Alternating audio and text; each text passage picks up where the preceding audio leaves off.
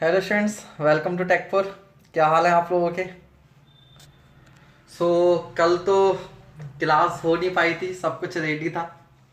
ठीक है, last moment पर कुछ प्रॉब्लम हो गई थी। ठीक है, तो आज हम लोग स्टार्ट करेंगे स्लोप डिफ्लेक्शन मेथड। ठीक है, इसका बेसिक तो ऑलरेडी आपको सारा जो है हमने बता दिया है आपका मोमेंट डिस्ट्रीब्यूशन मेथड में। ठीक है, फिक्स्ड एंड मोमेंट्स के बारे में, स्टिफनेस के बारे में, सब कुछ। तो आज हम पहले जो है थोड़ा सा स्लोप डिफ्लेक्शन इक्वेशन क्या होती है वो देख लेंगे, और उसके थ्रू प्रॉब्लम कैसे सॉल्व होती है उसको भी देख लेंगे। ठीक है, तो स्टार्ट करेंगे जल्दी ही। तब तक आप लोग जो है अगर ये ग्रुप में शेयर नहीं किया हो लेक्चर तो आप लोग कर दीजिएगा। ठीक है, और मैं ये देख रहा हूँ कि ऐसा लग रहा है कि पता नहीं क्यों स्ट्रक्चर के लेक्चर्स आप लोग थोड़ा कम देख रहे हो, है ना? तो अगर कोई दिक्कत हो तो बताइएगा। बाकी कुछ बच्चे ना ऑफलाइन कमेंट्स में अपने डाउट शेयर कर रहे हैं, तो बच्चे डाउट्स में ना आप टाइम मेंशन कर दिया करो। जैसे बहुत से स्टूडेंट्स का आप देखोगे वो जब डाउट्स मेंशन करते हैं तो एग्जैक्ट टाइम मेंशन कर देते हैं, बिकॉज उससे मेरे को आसानी हो जाती है। अब ऐसे आप कमेंट्स तो कर रहे हो, मैं उसको पढ़ रहा हूँ, अब मैं समझ नहीं पा रहा कि कहाँ आपको दिक्कत आ रही है एग्जैक्टली। ठीक है, तो मेरे लिए थोड़ा सा आसान हो जाएगा अगर आप एग्जैक्ट टाइम बता सके, और थोड़ा लैंग्वेज ऐसी रखिए जो मेरे को समझ में आए कि आप कहना क्या चाहते हो। अगर मुझे समझ में नहीं आएगा कि आप क्या कहना चाह रहे हो तो बच्चे मैं उस डाउट को कैसे बता पाऊंगा, है ना? तो थोड़ा सा आप लोगों ने इस बात का ध्यान देना है। लैंग्वेज प्रॉपर रखिए, ठीक है, और व्हाट्सएप वाली लैंग्वेज मत यूज़ कीजिए। कंप्लीट अच्छे से लिखिए जो भी डाउट आपका है। इंग्लिश में लिखना जरूरी नहीं है, आप हिंदी में लिखिए, कोई प्रॉब्लम नहीं है। ठीक है, और अगर आप टाइम मेंशन कर दें अच्छे से कि कितने टाइम पर जो है वीडियो में आपको दिक्कत थी, तो मेरे लिए थोड़ा आसान हो जाएगा। तो मैं नेक्स्ट लेक्चर के एंड में उन डाउट्स को ले लिया करूँगा। ठीक है, जैसे जो भी एक दो डाउट्स मुझे समझ में आए तो आज के लेक्चर के एंड में मैं उसको क्या करता हूँ, डिस्कस करता हूँ। ठीक है, चलो मैं कैमरा ऑफ कर रहा हूँ और ठीक है हम लोग पढ़ाई पर आते हैं। ठीक है बच्चे,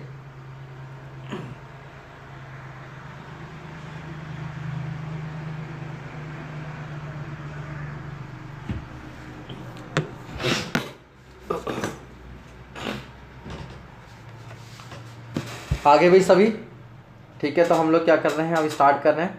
वंस अगेन सभी को वेरी वेरी गुड इवनिंग। ठीक है, आई होप आप सभी लोग अपना बहुत अच्छे से ध्यान रख रहे होंगे, अपना भी, अपनी फैमिली का भी। ठीक है, हम लोग स्टार्ट करते हैं बच्चे। मेथड का नाम क्या है? Slope deflection method.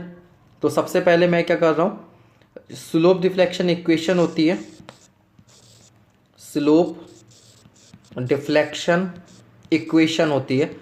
ये इक्वेशन कहाँ से आती है? ठीक है, तो पहले मैं लिख देता हूँ आपके पास कि सपोज करो आपके पास एक बीम है इस तरीके से, ये एंड ए है, ये बी है, इस पर कुछ भी एक्स वाई जेड लोडिंग हो सकती है, जैसे यूडीएल लगा हुआ है, यूडीएल के अलावा इस पर पॉइंट लोड कुछ भी हो सकता है। तो बच्चे क्या होता है यहाँ पर हम लोग लिखते हैं M A B, M A B is equals to M F A B plus 2 EI upon L, 2 theta A plus theta B minus का 3 डेल्टा/L।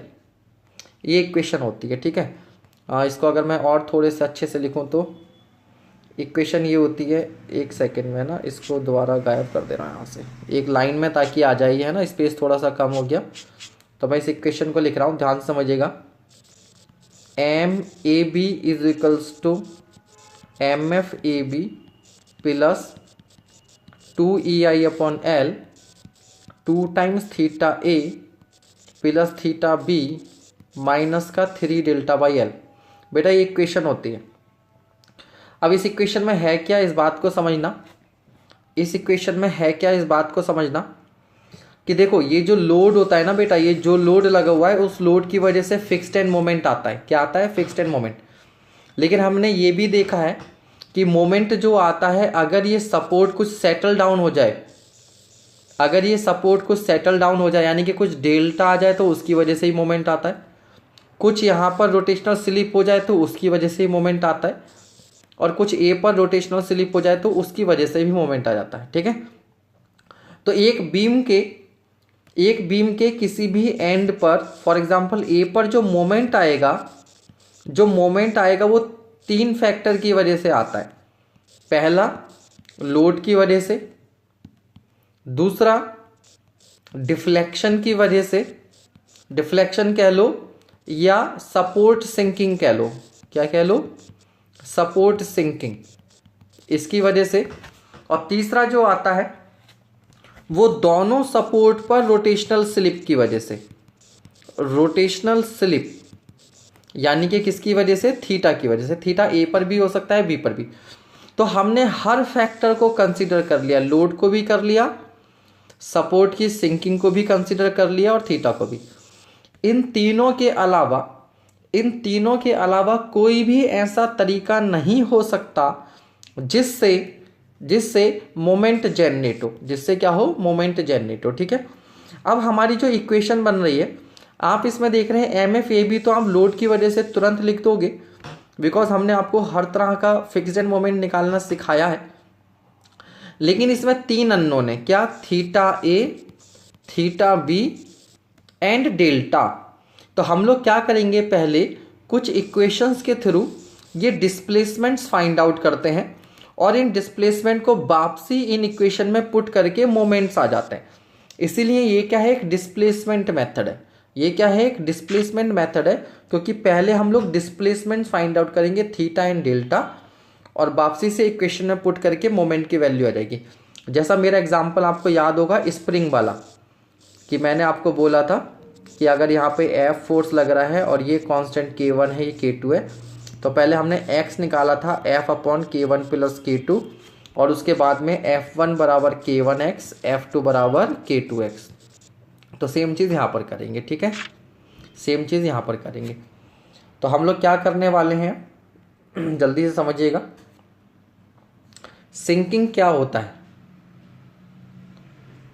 सर आज आप दुखी लग रहे हो। अरे नहीं भाई मैं क्यों दुखी होऊंगा। सर कल कितना चिकन डिनर मारा, क्यों भैया, भाई मैं प्रॉपर नॉन वेजिटेरियन हूँ। ठीक है, चिकन अंडा इन सब से बहुत दूर हूँ। ठीक है, किसी भी तरह के आपके ऐसे क्वेश्चन नहीं हो रहे हैं तो उसको आप लोग क्या करेंगे, ज़्यादा से ज़्यादा प्रैक्टिस करेंगे। ठीक है, प्रैक्टिस करेंगे। आप ऊपर बैठ गए, अच्छा सर कब ख़त्म होगा, दिमाग पास ख़त्म ही होने वाला है। ठीक है, ख़त्म ही होने वाला है, एंड चल रहा है। ओके, इक्वेशन कैसे आएगा आपको मालूम चल जाएगा। चलो देख लिए मैंने आपके कमेंट्स क्या क्या है। अब फटाफट हम लोग क्या कर रहे हैं, देखो। तो मैं क्या कर रहा हूँ बच्चे, ये ध्यान देना। सबसे पहली बात तो मान लो ये आपके पास क्या है, एक फिक्स्ड बीम है, सही है, और यहाँ पर क्या लगा हुआ था, कुछ लोड लगा हुआ है, UDL पॉइंट लोड कुछ भी मान सकते हो। ठीक है, इस तरह का। तो आपको मालूम है बेटा, ये A है और ये B है, तो इसकी वजह से जो मोमेंट आता है, वो आता है फिक्स्ड एंड मोमेंट। तो मैं लिखूँगा MFAB, मैं क्या लिखूँगा, MFAB, सही है। कहाँ पर, A पर जो मोमेंट जनरेट होगा वो MFAB होगा।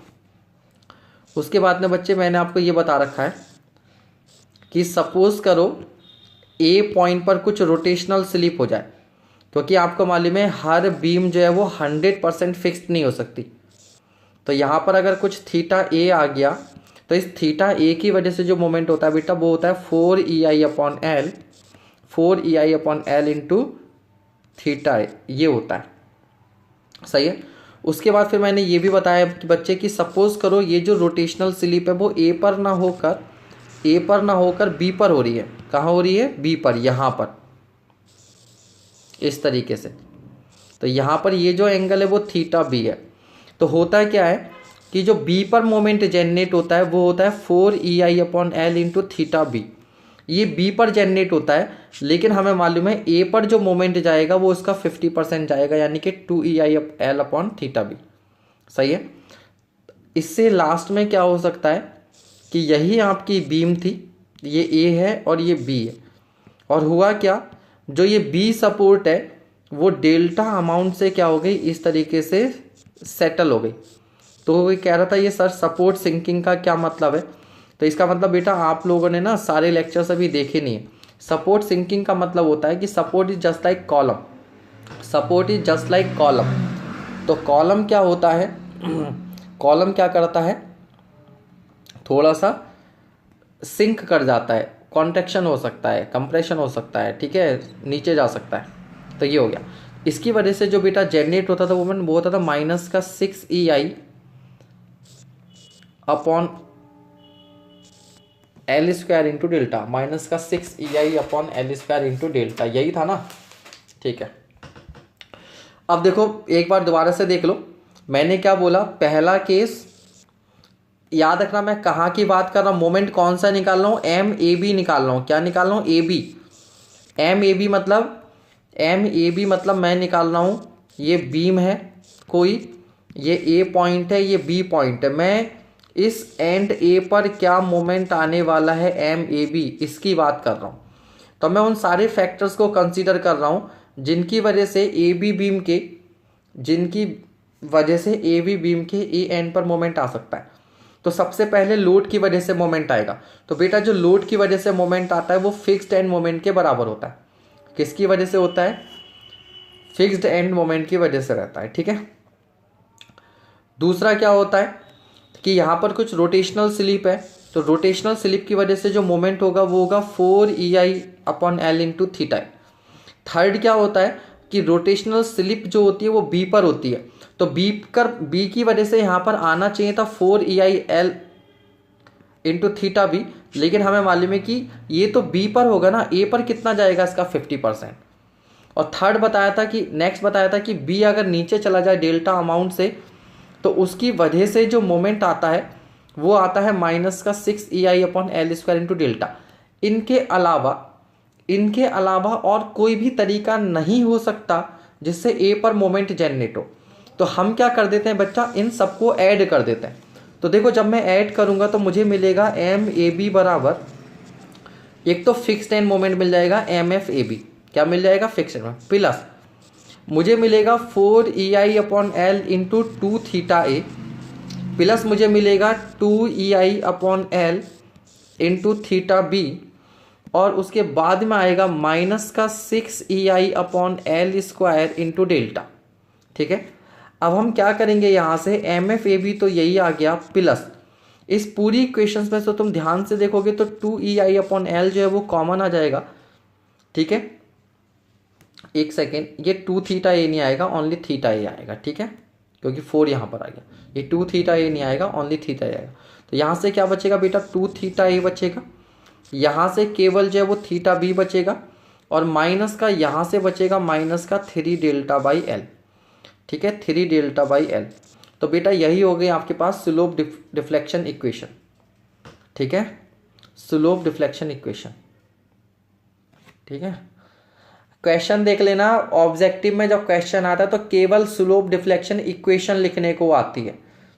मैंने हर बार आपको समझाया है कि पहले से आपने कोई चीज़ एज्यूम नहीं करनी है, पहले आपने कोई चीज़ एज्यूम नहीं करनी है कि मेथड लेंथी है या सवाल ऐसा होगा।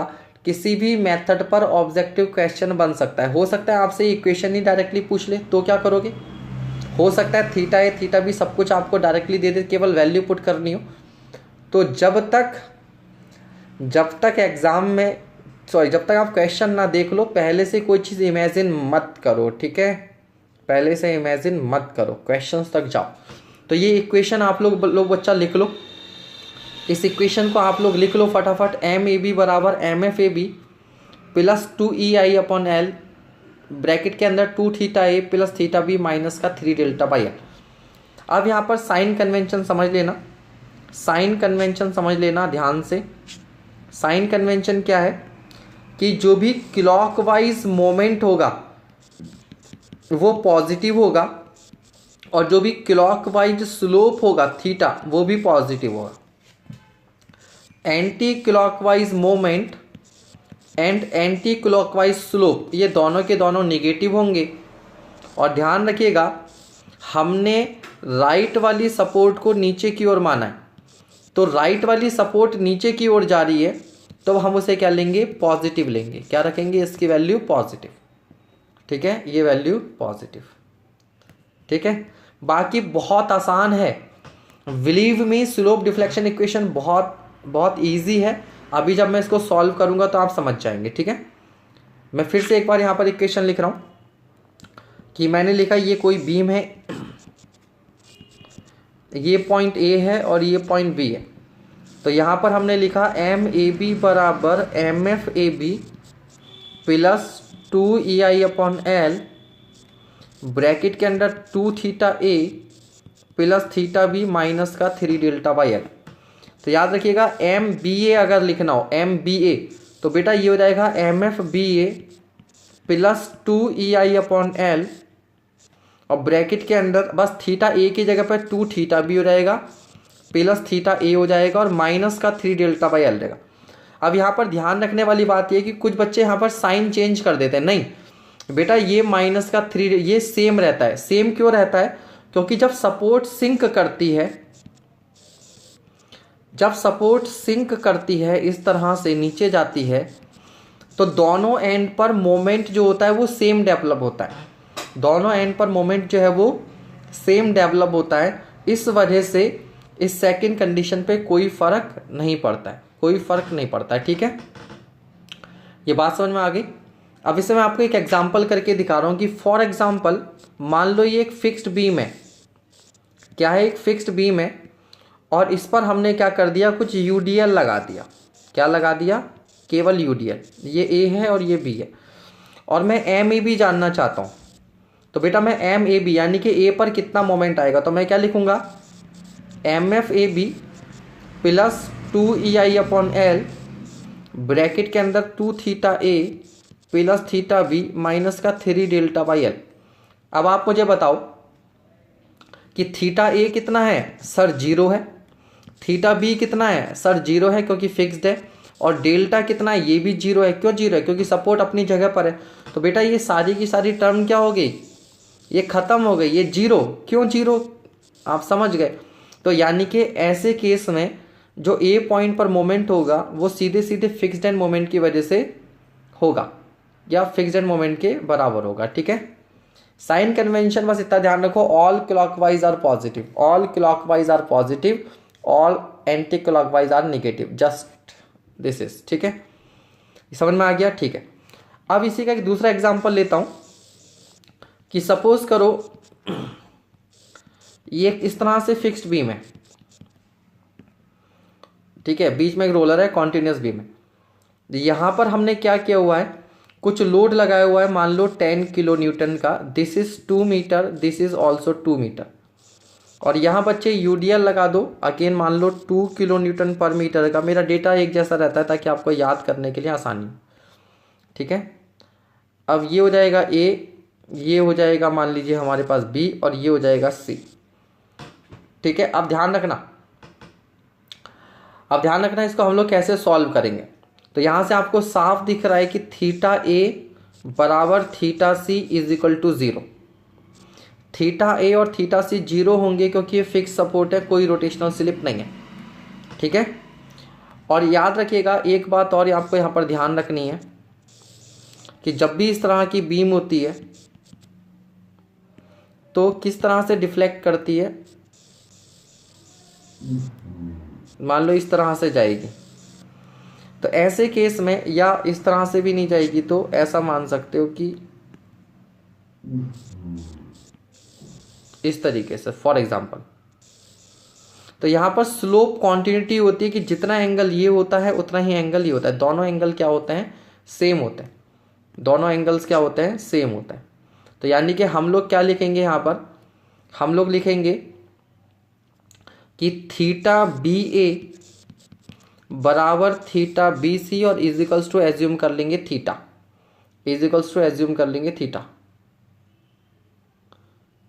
साफ नहीं दिख रहा क्या? तो भैया स्क्रीन को लैंडस्केप मोड में कर लो और कमेंट्स को ऑफ कर दो, ठीक है। हो सकता है इस वजह से नहीं दिख रहा हो, अदरवाइज मेरे सामने भी एक छोटा सा ही मोबाइल है, छोटी स्क्रीन है, यहाँ पे बहुत बढ़िया विजिबल है, ठीक है। तो देखो बच्चे हम लोग क्या करेंगे, सबसे पहले हम लोग लिखेंगे MAB। तो MAB बराबर होगा हमारे पास MFAB प्लस 2EI/L ब्रैकेट के अंदर 2θA plus theta B minus का 3 डेल्टा बाई एल। अब ध्यान दो, मैं यहीं पर लिख रहा हूँ क्योंकि थीटा ये 0 है तो ये टर्म चली गई, क्योंकि डेल्टा 0 है तो ये वाली टर्म भी चली गई। यहाँ पे केवल क्या बचेगा, थीटा बी। क्या बचेगा, थीटा बी। तो मैंने यहाँ पर क्या लिख दिया, ये लिख दिया थीटा बी, इक्वेशन नंबर 1। दूसरा फिर मैं लिखूंगा एम बी ए।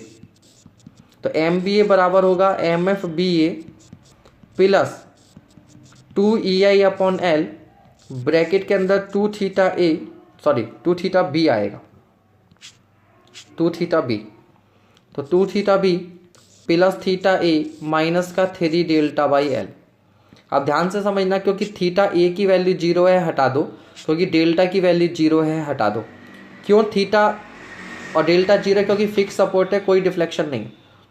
अब बेटा इसको मल्टीप्लाई करेंगे तो क्या होगा, ये 2 और ये 2 मल्टीप्लाई होके हो जाएगा 4 और आपके पास यहाँ इक्वेशन मिलेगी 4 E I upon L into theta B. ये हो गई इक्वेशन 2। इसी तरीके से हम लोग लिखेंगे M B C. M B C बराबर हो जाएगा M F B C plus 2 E I upon L, bracket के अंदर 2 theta B C plus theta C minus का 3 डेल्टा बाई एल। अब अगेन हम लोग क्या कह रहे हैं, क्योंकि सी फिक्स सपोर्ट है, कोई रोटेशनल स्लिप नहीं है, तो हमारे पास थीटा सी 0, डेल्टा 0, ये सब कुछ 0 हो गया। और थीटा बी सी जो है वो थीटा बी के बराबर है, और 2 इंटू 2 क्या हो जाएगा, 4 हो जाएगा। तो मेरे पास अगेन इक्वेशन मिलेगी 4 E I upon L into theta B. This is equation number 3। Then मैं लिखूंगा M C B. M C B बराबर होगा M F C B plus 2 E I upon L into bracket के अंदर 2 theta C plus theta B minus का 3 delta by L. Again theta C 0 है, delta 0 है, सब हटा दो, और थीटा बी यहाँ पर क्या आ गया, मल्टीप्लाई में आ गया, theta B. This is equation number 4। अब ध्यान देना बच्चे, अब ध्यान देना, चाहे मोमेंट ए बी हो, चाहे मोमेंट बी ए हो, चाहे मोमेंट बी सी हो, चाहे मोमेंट सी बी हो, ये सारे के सारे किस पर डिपेंड कर रहे हैं, थीटा बी पर, थीटा बी पर, थीटा बी पर और थीटा बी पर। फिर समझ लेना मेरा कॉन्सेप्ट, जैसे मैंने बताया था कि मान लो यहाँ पर मैं बहुत सारी स्प्रिंग्स लगा देता हूँ और यहाँ फोर्स F है, तो पहली स्प्रिंग में F1 बराबर क्या होगा, K1x, F2 बराबर K2x, F3 बराबर K3x। ये सारे के सारे x पर डिपेंड करेंगे, x निकल जाएगा तो सारी स्प्रिंग में फोर्स आ जाएंगे। उसी तरीके से बच्चे ये सारे के सारे मोमेंट जो हैं, ये सारे के सारे मोमेंट थीटा बी पर डिपेंड कर रहे हैं। अगर थीटा बी आ गया तो मेरे को सारे मोमेंट्स आ जाएंगे, यहाँ का मोमेंट आ जाएगा, यहाँ पर मोमेंट आ जाएगा, सी पर मोमेंट आ जाएगा। मुझे यही तो चाहिए, मुझे यही तो चाहिए। तो मेरा सारा जो रोल रहेगा अब वो रहेगा थीटा बी फाइंड आउट करने पर। थीटा बी कैसे आएगा, तो बेटा थीटा बी के लिए क्या करेंगे हम लोग, जो हमारी जो इंटरनल रोलर है इस पर मोमेंट देखो, इधर से जो मोमेंट आएगा वो आएगा एम बी ए, और इधर से जो मोमेंट आएगा बच्चे वो आएगा एम बी सी। अब मुझे मालूम है रोलर सपोर्ट है, तो रोलर सपोर्ट पर जो नेट मोमेंट है that must be 0। Net moment क्या होना चाहिए, इक्विलिब्रियम के लिए 0 होना चाहिए। तो मैं क्या करूंगा, M B A plus M B C बराबर 0 कर दूंगा। क्या कर दूंगा, M B A plus M B C बराबर 0 कर दूंगा। बहुत ध्यान से समझना, एक बात और ध्यान दो यहाँ पर। क्या ध्यान देना बच्चा, देखो लोड है आपके पास 10 का और डिस्टेंस दी हुई है, ये लोड 2 का दे रखा है, डिस्टेंस दी हुई है, तो आपको ये फिक्स्ड एंड मोमेंट निकालने में कोई प्रॉब्लम नहीं है। फिक्स्ड एंड मोमेंट क्या होगा, फिक्स्ड एंड मोमेंट कितना होगा, तो मैं यहाँ लिख कर दिखा रहा हूँ। मैं फिक्स्ड एंड मोमेंट सारे के सारे यहाँ पर लिख कर दिखा रहा हूँ आपको जल्दी से। कैसे लिखोगे आप फिक्स्ड एंड मोमेंट, ठीक है, फिक्स्ड एंड मोमेंट कैसे लिखेंगे ध्यान देना आप, ठीक है, बहुत अच्छे से। क्वेश्चन रिपीट कर दूंगा मैं आपके लिए। देखो बेटा एम एफ ए बी जो होगा, एम एफ ए बी जो होगा फॉर्मूला होगा माइनस का पी एल बाई 8। माइनस का पी एल बाई 8 मतलब माइनस का 10 गुणा डिस्टेंस 4/8, तो माइनस का 5।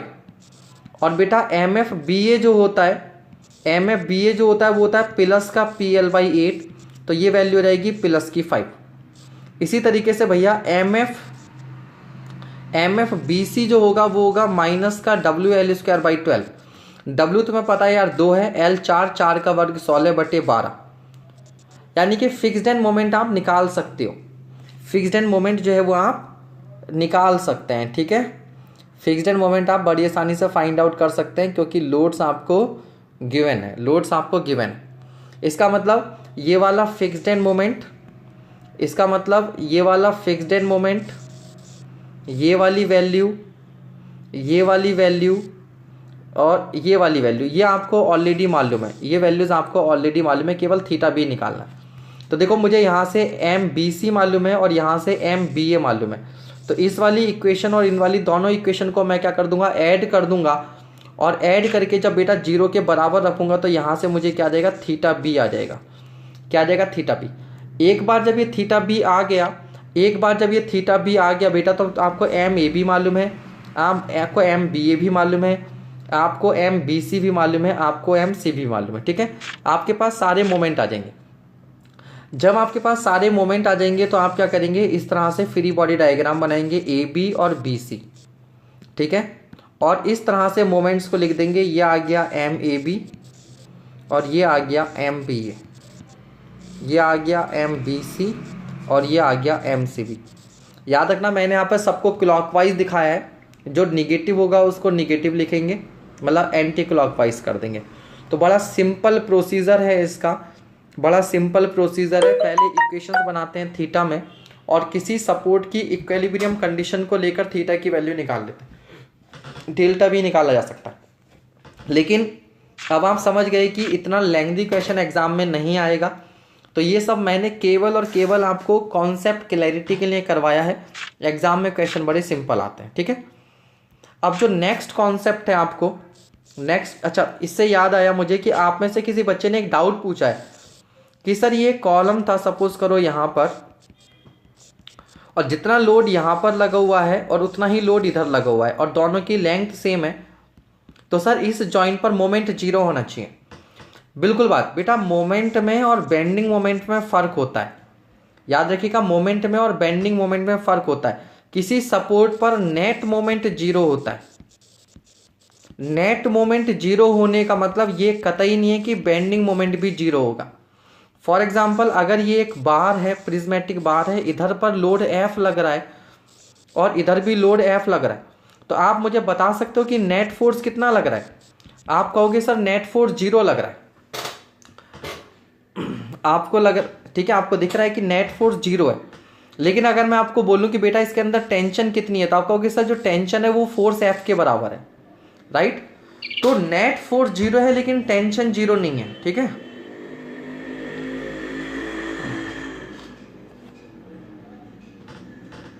तुम लोग ना बस यहाँ पर यही कमेंट खेलते रहो और अगले साल फिर यही ऐसे किसी लेक्चर में, किसी ऑनलाइन लेक्चर में, किसी कोचिंग में बैठना और फिर किसी के साथ इसी तरीके से बतियाते रहना। मेरा 2 नंबर से रह गया था और मेरा 5 नंबर से रह गया था, ठीक है। तो मैं पूरा कॉन्सेप्ट एक बार आपको फिर से बता रहा हूँ कि हमारे पास एक बीम है, कुछ लोडिंग है, हमारे पास अननोन फोर्सेस क्या हैं। तो अननोन फोर्सेस में देखो कुछ रिएक्शन होते हैं और कुछ मोमेंट होता है, ठीक है। तो हम लोग यहाँ पर अननोन मानकर चल रहे हैं, ए पर मोमेंट, बी पर मोमेंट और सी पर मोमेंट, ए पर मोमेंट, बी पर मोमेंट और सी में मोमेंट, ठीक है। बात समझ में आ गई। और तुम लोग ना प्रूफ कर देते हो कि पक्के सिविल वाले हो। 4 साल की अपने बीटेक डिप्लोमा की जिंदगी से इतने फ्रस्ट्रेटेड रहते हो ना कि बस सारी भड़ास ही निकलती है, ये नहीं कि पढ़ लिख लो नालायक हो। चलो तो बेटा हम लोग क्या करते हैं, पहले ए पर, बी पर, सी पर इस तरह से मोमेंट की इक्वेशंस लिख लेते हैं, ठीक है। मोमेंट की इक्वेशन थीटा और डेल्टा पर डिपेंड करेंगे और बाद में हम लोग क्या करते हैं, किसी सपोर्ट की इक्विलिब्रियम इक्वेशंस लेते हैं।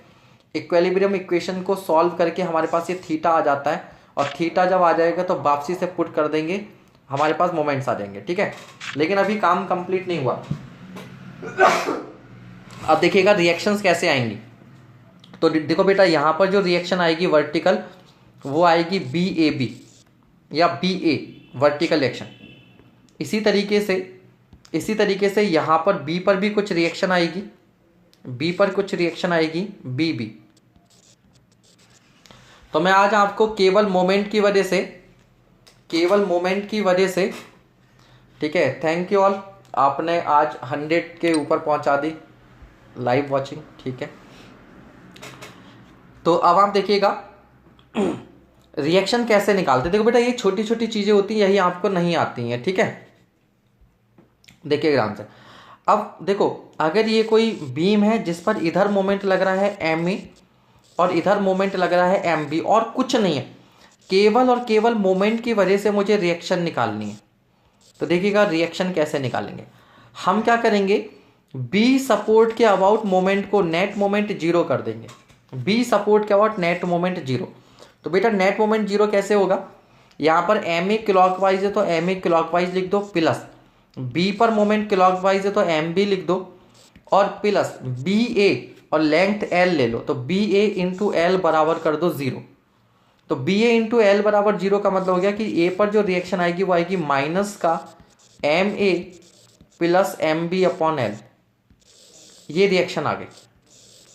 Mind it, reaction is negative. Reaction negative होने का मतलब है इस केस में रिएक्शन जो होगी वो डाउनवर्ड होगी। रिएक्शन जो होगी वो क्या होगी बेटा, डाउनवर्ड होगी। क्लियर है, रिएक्शन जो होगी वो डाउनवर्ड होगी। इस तरह से आप रिएक्शन निकाल सकते हैं। फॉर एग्जाम्पल अगर मैं कहूँ कि यहाँ पर जो मोमेंट है वो 4 किलो न्यूटन मीटर का है और यहाँ पर जो मोमेंट है वो 2 किलो न्यूटन मीटर का है और ये जो लेंथ है वो 2 मीटर है, लेंथ जो है वो 2 मीटर है, तो ए पर रिएक्शन बताओ। तो हम लोग क्या लिखेंगे, बी ए बराबर माइनस का M A plus M B upon L. ठीक है, तो माइनस का M A plus M B, तो देखो माइनस का देगा 4 प्लस 2 और अपॉन 2, तो मेरे ख्याल से 3 आ जाएगा। माइनस का 3 मतलब ये रिएक्शन कहाँ आएगी, डाउनवर्ड। रिएक्शन कहाँ आएगी, डाउनवर्ड। सही है, रिएक्शन क्या आएगी, डाउनवर्ड। अरे अनिकेत जी अभी यही तो बताया था, किसी बीम के लिए मोमेंट और बेंडिंग मोमेंट में याद रखिएगा, bending moment is always act in a pair. जैसे टेंशन पेयर में एक्ट करती है, शेयर पेयर में एक्ट करता है, उसी तरीके से बेंडिंग मोमेंट भी पेयर में एक्ट करता है। तो किसी पॉइंट पर जब हम लोग बेंडिंग मोमेंट लिखते हैं तो या तो राइट से लिखते हैं या लेफ्ट से लिखते हैं। याद रखिएगा आप लोग, इसका मतलब एसएफडी बीएमडी दोबारा देखो, जब भी हम लोग बेंडिंग मोमेंट लिखते हैं किसी बीम में, जैसे यहीं पर है, ठीक है, फॉर एग्जाम्पल ये, तो बेटा ये पी लोड लगा हुआ है, मैं ऐसा कर रहा हूँ, ये बहुत जेन्युइन डाउट है इसलिए मैं आपको बता रहा हूँ कि बेटा सपोज करो ये कि सिंपली सपोर्टेड बीम है और यहाँ पर मिड पॉइंट पर पी लोड लगा हुआ है, तो मुझे मालूम है यहाँ पर रिएक्शन कितनी आएगी, पी और P/2 और यहाँ भी P/2, ये हो गया L/2, ये हो गया L/2। तो अगर मैं आपसे बोलूँ P पॉइंट पर मोमेंट बताओ, तो P पॉइंट पर नेट मोमेंट जो होगा वो जीरो होगा। नेट मोमेंट क्या होगा, जीरो, क्योंकि लेफ्ट से आएगा PL/2 और राइट से आएगा एंटी क्लॉकवाइज PL/2। लेकिन जो बेंडिंग मोमेंट होगा वो होगा PL/4, तो नेट मोमेंट जीरो है। ठीक है, अब ये नेट मोमेंट क्या करता है, नेट मोमेंट फ्री रोटेशन कराने का काम करता है। नेट रोटेशन क्या कराता है, फ्री मोमेंट का काम करता है, रोटेशन का। लेकिन बेंडिंग मोमेंट क्या करता है, मोड़ने का काम करता है। बेंडिंग मोमेंट मोड़ने का काम करता है। बिल्कुल उसी तरह से जिस तरह से अगर ये रॉड है और इस पर F फोर्स लगा दूं तो इस फोर्स की वजह से रॉड क्या हो जाएगी, यहाँ से यहाँ तक डिस्प्लेस हो जाएगी। लेकिन मैं अगर उतना ही फोर्स F इधर लगा दूं तो अब ये डिस्प्लेस तो नहीं होगी, लेकिन थोड़ी सी इलोंगेट हो जाएगी। तो इसके अंदर टेंशन तो है, बट नेट फोर्स जीरो है। तो बिल्कुल उसी तरीके से नेट मोमेंट जीरो होता है बट बेंडिंग मोमेंट जीरो नहीं होता। ओके चलिए, ये आपको अभी एक्सप्लेन किया था। ठीक है बेटा, तो ये रिएक्शन आ गई। अब आप फिर से समझिएगा, एक दो एग्जांपल और लेके चलता हूँ रिएक्शन निकालने के। अगेन मान लीजिए आपके पास ये सपोर्ट है और इधर से जो मोमेंट आ रहा है वो आ रहा है 4 किलो न्यूटन मीटर का, और इधर से जो मोमेंट आ रहा है एंटी क्लॉकवाइज है वो आ रहा है आपके पास 2 किलो न्यूटन मीटर का। तो अब ए पर जो रिएक्शन निकालेंगे वो कैसे निकालेंगे, तो बी ए बराबर माइनस का M A plus M B upon L. ये डिस्टेंस 2 मीटर ही ले लो फॉर एग्जांपल। तो बेटा माइनस का, अब देखो क्लॉकवाइज को हमने पॉजिटिव लिया हुआ है तो एम ए हो जाएगा प्लस का 4, 2 जो है वो एंटी क्लॉकवाइज है तो -2 और अपॉन 2। ठीक है, तो ये हो जाएगा -1। बाकी मैं आपसे कहूँगा कि आप ये फॉर्मूला रटो मत, ठीक है। आप क्या कर सकते हो, डायरेक्टली भी इस तरह से इक्वेशन बना सकते हो कि अगर ये मोमेंट इधर है, ये बी है। अब आप इतने समझदार तो हो कि यार यहाँ पर नेट मोमेंट क्लॉकवाइज है, तो इसको बैलेंस करने के लिए रिएक्शन एंटी क्लॉकवाइज नीचे की तरफ आनी चाहिए, ताकि अगर मोमेंट क्लॉकवाइज है तो रिएक्शन की वजह से एंटी क्लॉकवाइज ऐसा केस होगा तो आप डायरेक्टली इसको पॉजिटिव में भी लिख सकते हो, बी ए बराबर M A plus M B upon L. बस इस तरह से आप रिएक्शन निकाल सकते हो। अब मान लो सपोज करो बच्चों, मैं आपको ये बोलता हूं कि यहां पर क्या हो रहा है, ये यूडीएल भी लगा हुआ है और साथ ही साथ कुछ मोमेंट भी लगा हुआ है, ये भी एम का है, मान लो ये M1 का है और ये M2 है। तो हम जो रिएक्शन निकालेंगे हमें पता है कि अब जो ए पर रिएक्शन आएगी वो W की वजह से आएगी, WL/2, और क्लॉकवाइज मोमेंट की वजह से यहाँ जो रिएक्शन आती है नीचे आती है तो वो रहेगा माइनस का M1 plus M2/2।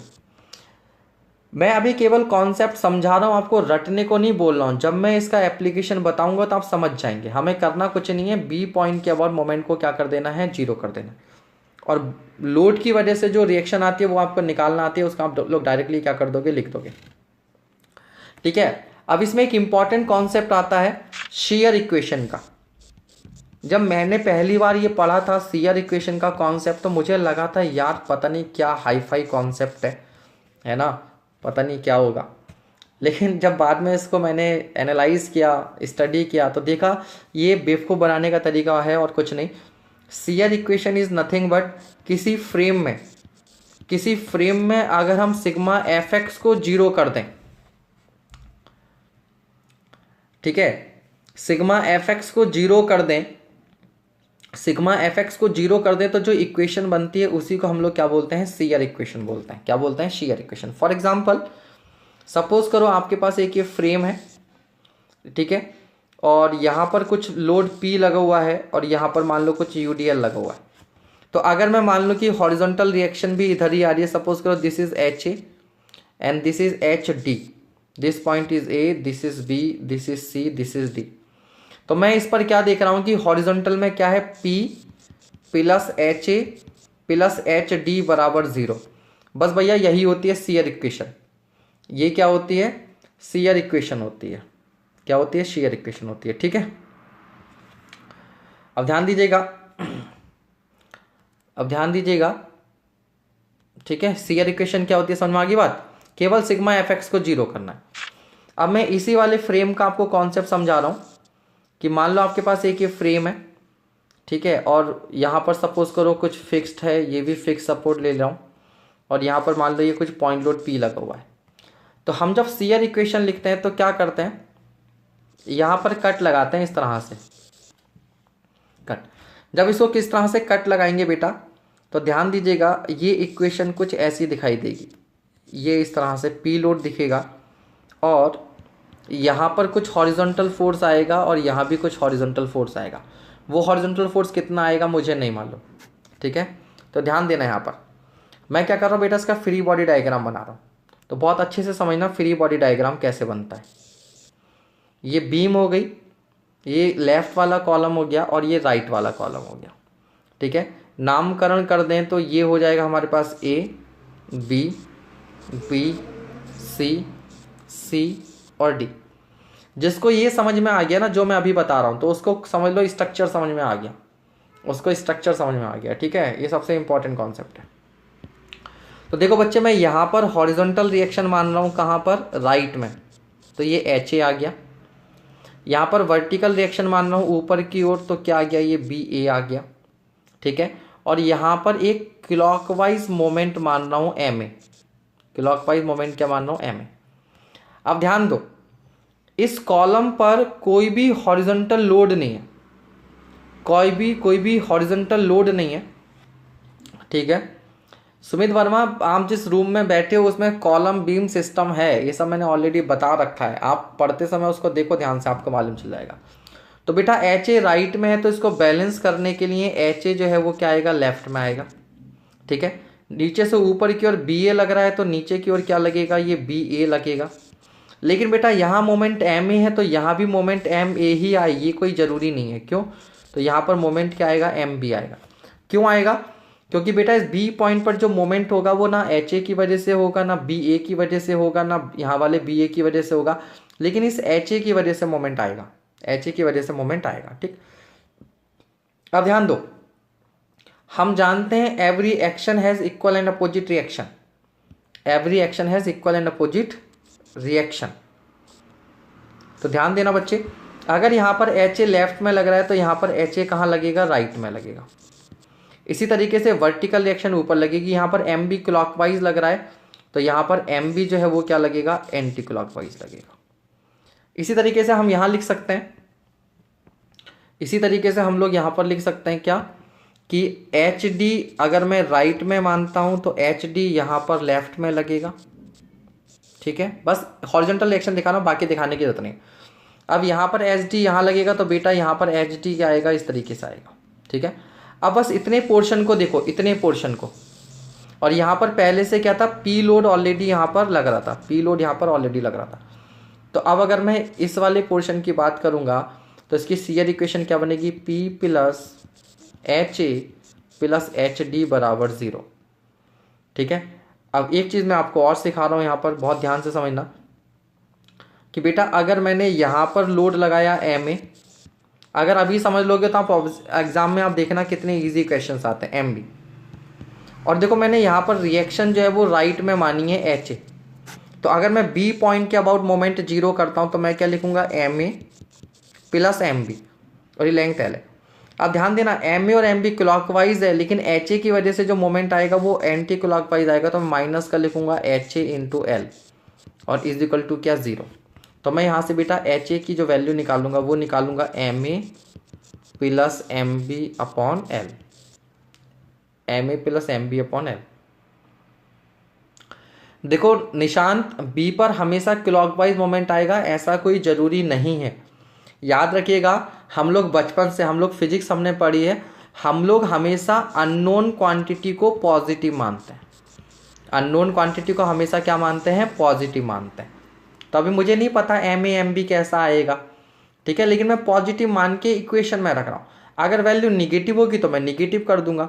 For example, जब हम लोग रिएक्शंस फाइंड आउट करते हैं कई बार, तो हम लोग उसको ऊपर की ओर दिखाते हैं पॉजिटिव, लेकिन जब कैलकुलेट करते हैं तो उसकी वैल्यू निगेटिव होती है, तो हम लोग क्या करते हैं, निगेटिव मतलब डाउनवर्ड। समझ रहे हैं? बी में एच ए कैसे आया, समझ नहीं आया? बिल्कुल, देखो बेटा, ये एक कॉलम है आपके पास, ये एक कॉलम है, ठीक है, कॉलम ऐसा दिखाया। अब मैंने क्या किया कि यहाँ पर राइट में फोर्स कितना लग रहा है, एच ए, और ऊपर की ओर जो फोर्स लग रहा है वो लग रहा है बी ए, और यहाँ पर जो मोमेंट लग रहा है वो लग रहा है एम ए। अब एक बार बताओ, जब मैं यहाँ पर सिग्मा एफ एक्स को 0 करूँगा तो यहाँ पर कोई भी लोड नहीं है। जब यहाँ पर कोई भी लोड नहीं है तो अगर एच ए राइट में लग रहा है तो यहाँ पर एच ए कहाँ लगेगा, लेफ्ट में लगेगा या नहीं लगेगा? सही है, तो हॉरिजॉन्टल को हॉरिजॉन्टल बैलेंस करेगा ना बेटा, क्योंकि ये किस में है आपके पास, इक्विलिब्रियम में। किस में है, इक्विलिब्रियम के लिए। आपको याद होगा 3 इक्वेशंस होती है हमारे पास इक्विलिब्रियम की, sigma F X 0, sigma F Y 0 and sigma M 0। तो मोमेंट 0 होना चाहिए, हॉरिजॉन्टल फोर्स 0 होना चाहिए और वर्टिकल फोर्स। तो बेटा इस पर हॉरिजॉन्टल फोर्स 0 रखना है तो ऐसा ही करना पड़ेगा। सही है, लेकिन सपोज करो इसी कॉलम पर क्या हो, हमने मिड पॉइंट पर पी लोड लगा दिया। तो मुझे पता है कि अगर बेटा पी लोड मिड में लगा हुआ है तो यहां पर रिएक्शन कितनी आएगी, P/2, और यहां पर भी रिएक्शन कितनी आएगी, P/2। ऐसा करते हैं ना, ठीक है। लेकिन अगर मैं यहां पर क्लॉकवाइज मोमेंट लगा दूं और यहां पर क्लॉकवाइज मोमेंट लगा दूं तो बेटा देखो, अब इस मोमेंट की वजह से मुझे पता है यहां पर रिएक्शन क्या आती है, राइट में, तो इसमें से माइनस करना पड़ेगा।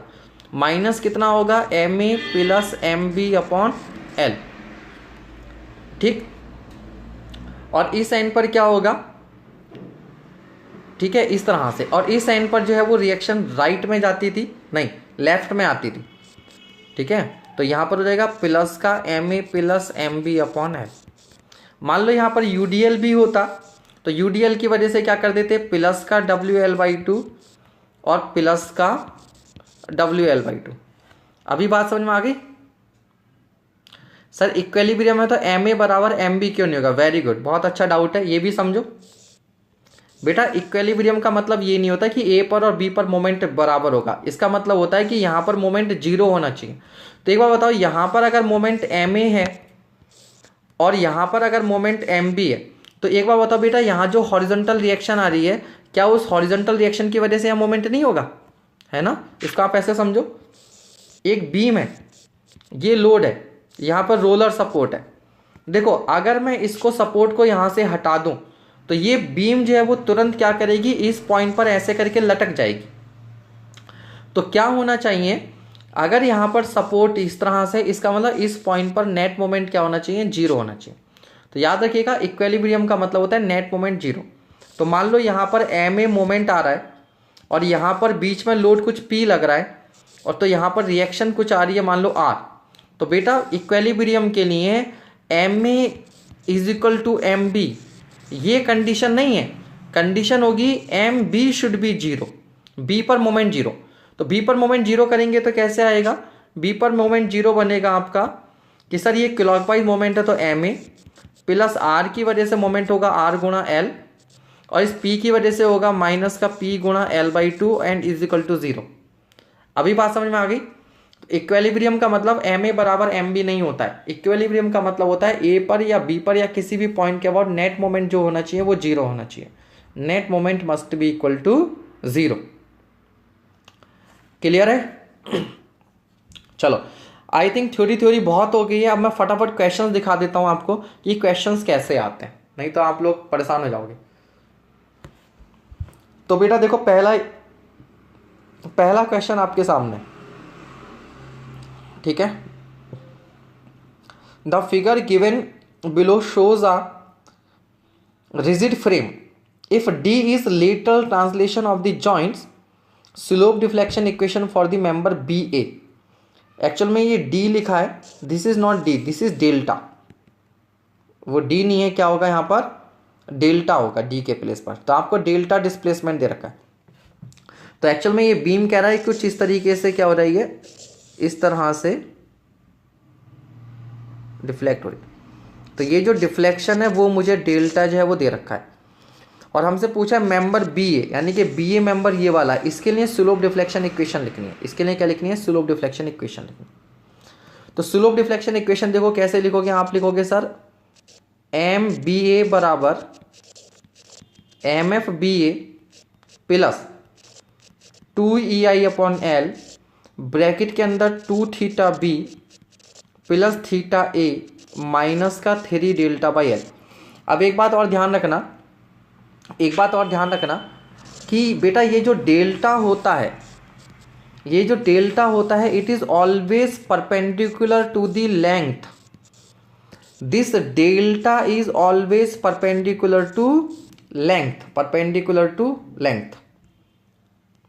अरे भैया कल अगर आप क्लास में आए थे तो मैंने 10 बार कम से कम कमेंट किया था कि कुछ टेक्निकल प्रॉब्लम है, सब कुछ रेडी था, इस वजह से नहीं, क्योंकि बेटा हम टेक्नोलॉजी पे हैं ना, टेक्नोलॉजी कभी कभी फेल भी हो जाती है, ठीक है। पीडीएफ नहीं मिलेगी बच्चा, पीडीएफ का कोई जरिया हमारे पास नहीं है, ठीक है, इस वजह से यहीं पर। चलिए अब देखो, तो सबसे पहले तो मैं क्या चाहिए, एम एफ बी ए चाहिए, थीटा बी चाहिए, थीटा ए चाहिए और डेल्टा चाहिए। तो देखो ए के रेस्पेक्ट में राइट को जा रहा है बी पर, ठीक है, राइट को जा रहा है, तो ये इस तरह से जाएगा, तो डेल्टा की वैल्यू आपको पॉजिटिव ही मिलेगी, ठीक है। चलो अब यहाँ पर ध्यान देना एक बात और, क्योंकि ये सपोर्ट फिक्स है तो थीटा ए की वैल्यू क्या होगी, 0। तो पहली बात तो तय है कि ये थीटा ए जो है वो नहीं आएगा, और बी पर क्योंकि एंगल थीटा दिया हुआ है 2 थीटा बी आएगा। तो आपके पास जो इक्वेशन मिलेगी वो मिलेगी 2EI upon L 2 theta minus का 3 डेल्टा अपॉन एल। अब बेटा लेंथ जो दे रखी है आपको 4 मीटर दे रखी है, तो यहाँ पर आएगा 4 और यहाँ भी आएगा 4, तो ये आ गया अंदर 4 और यहाँ पे 4 आएगा, तो 2EI अपॉन 4 हो जाएगा, ठीक है।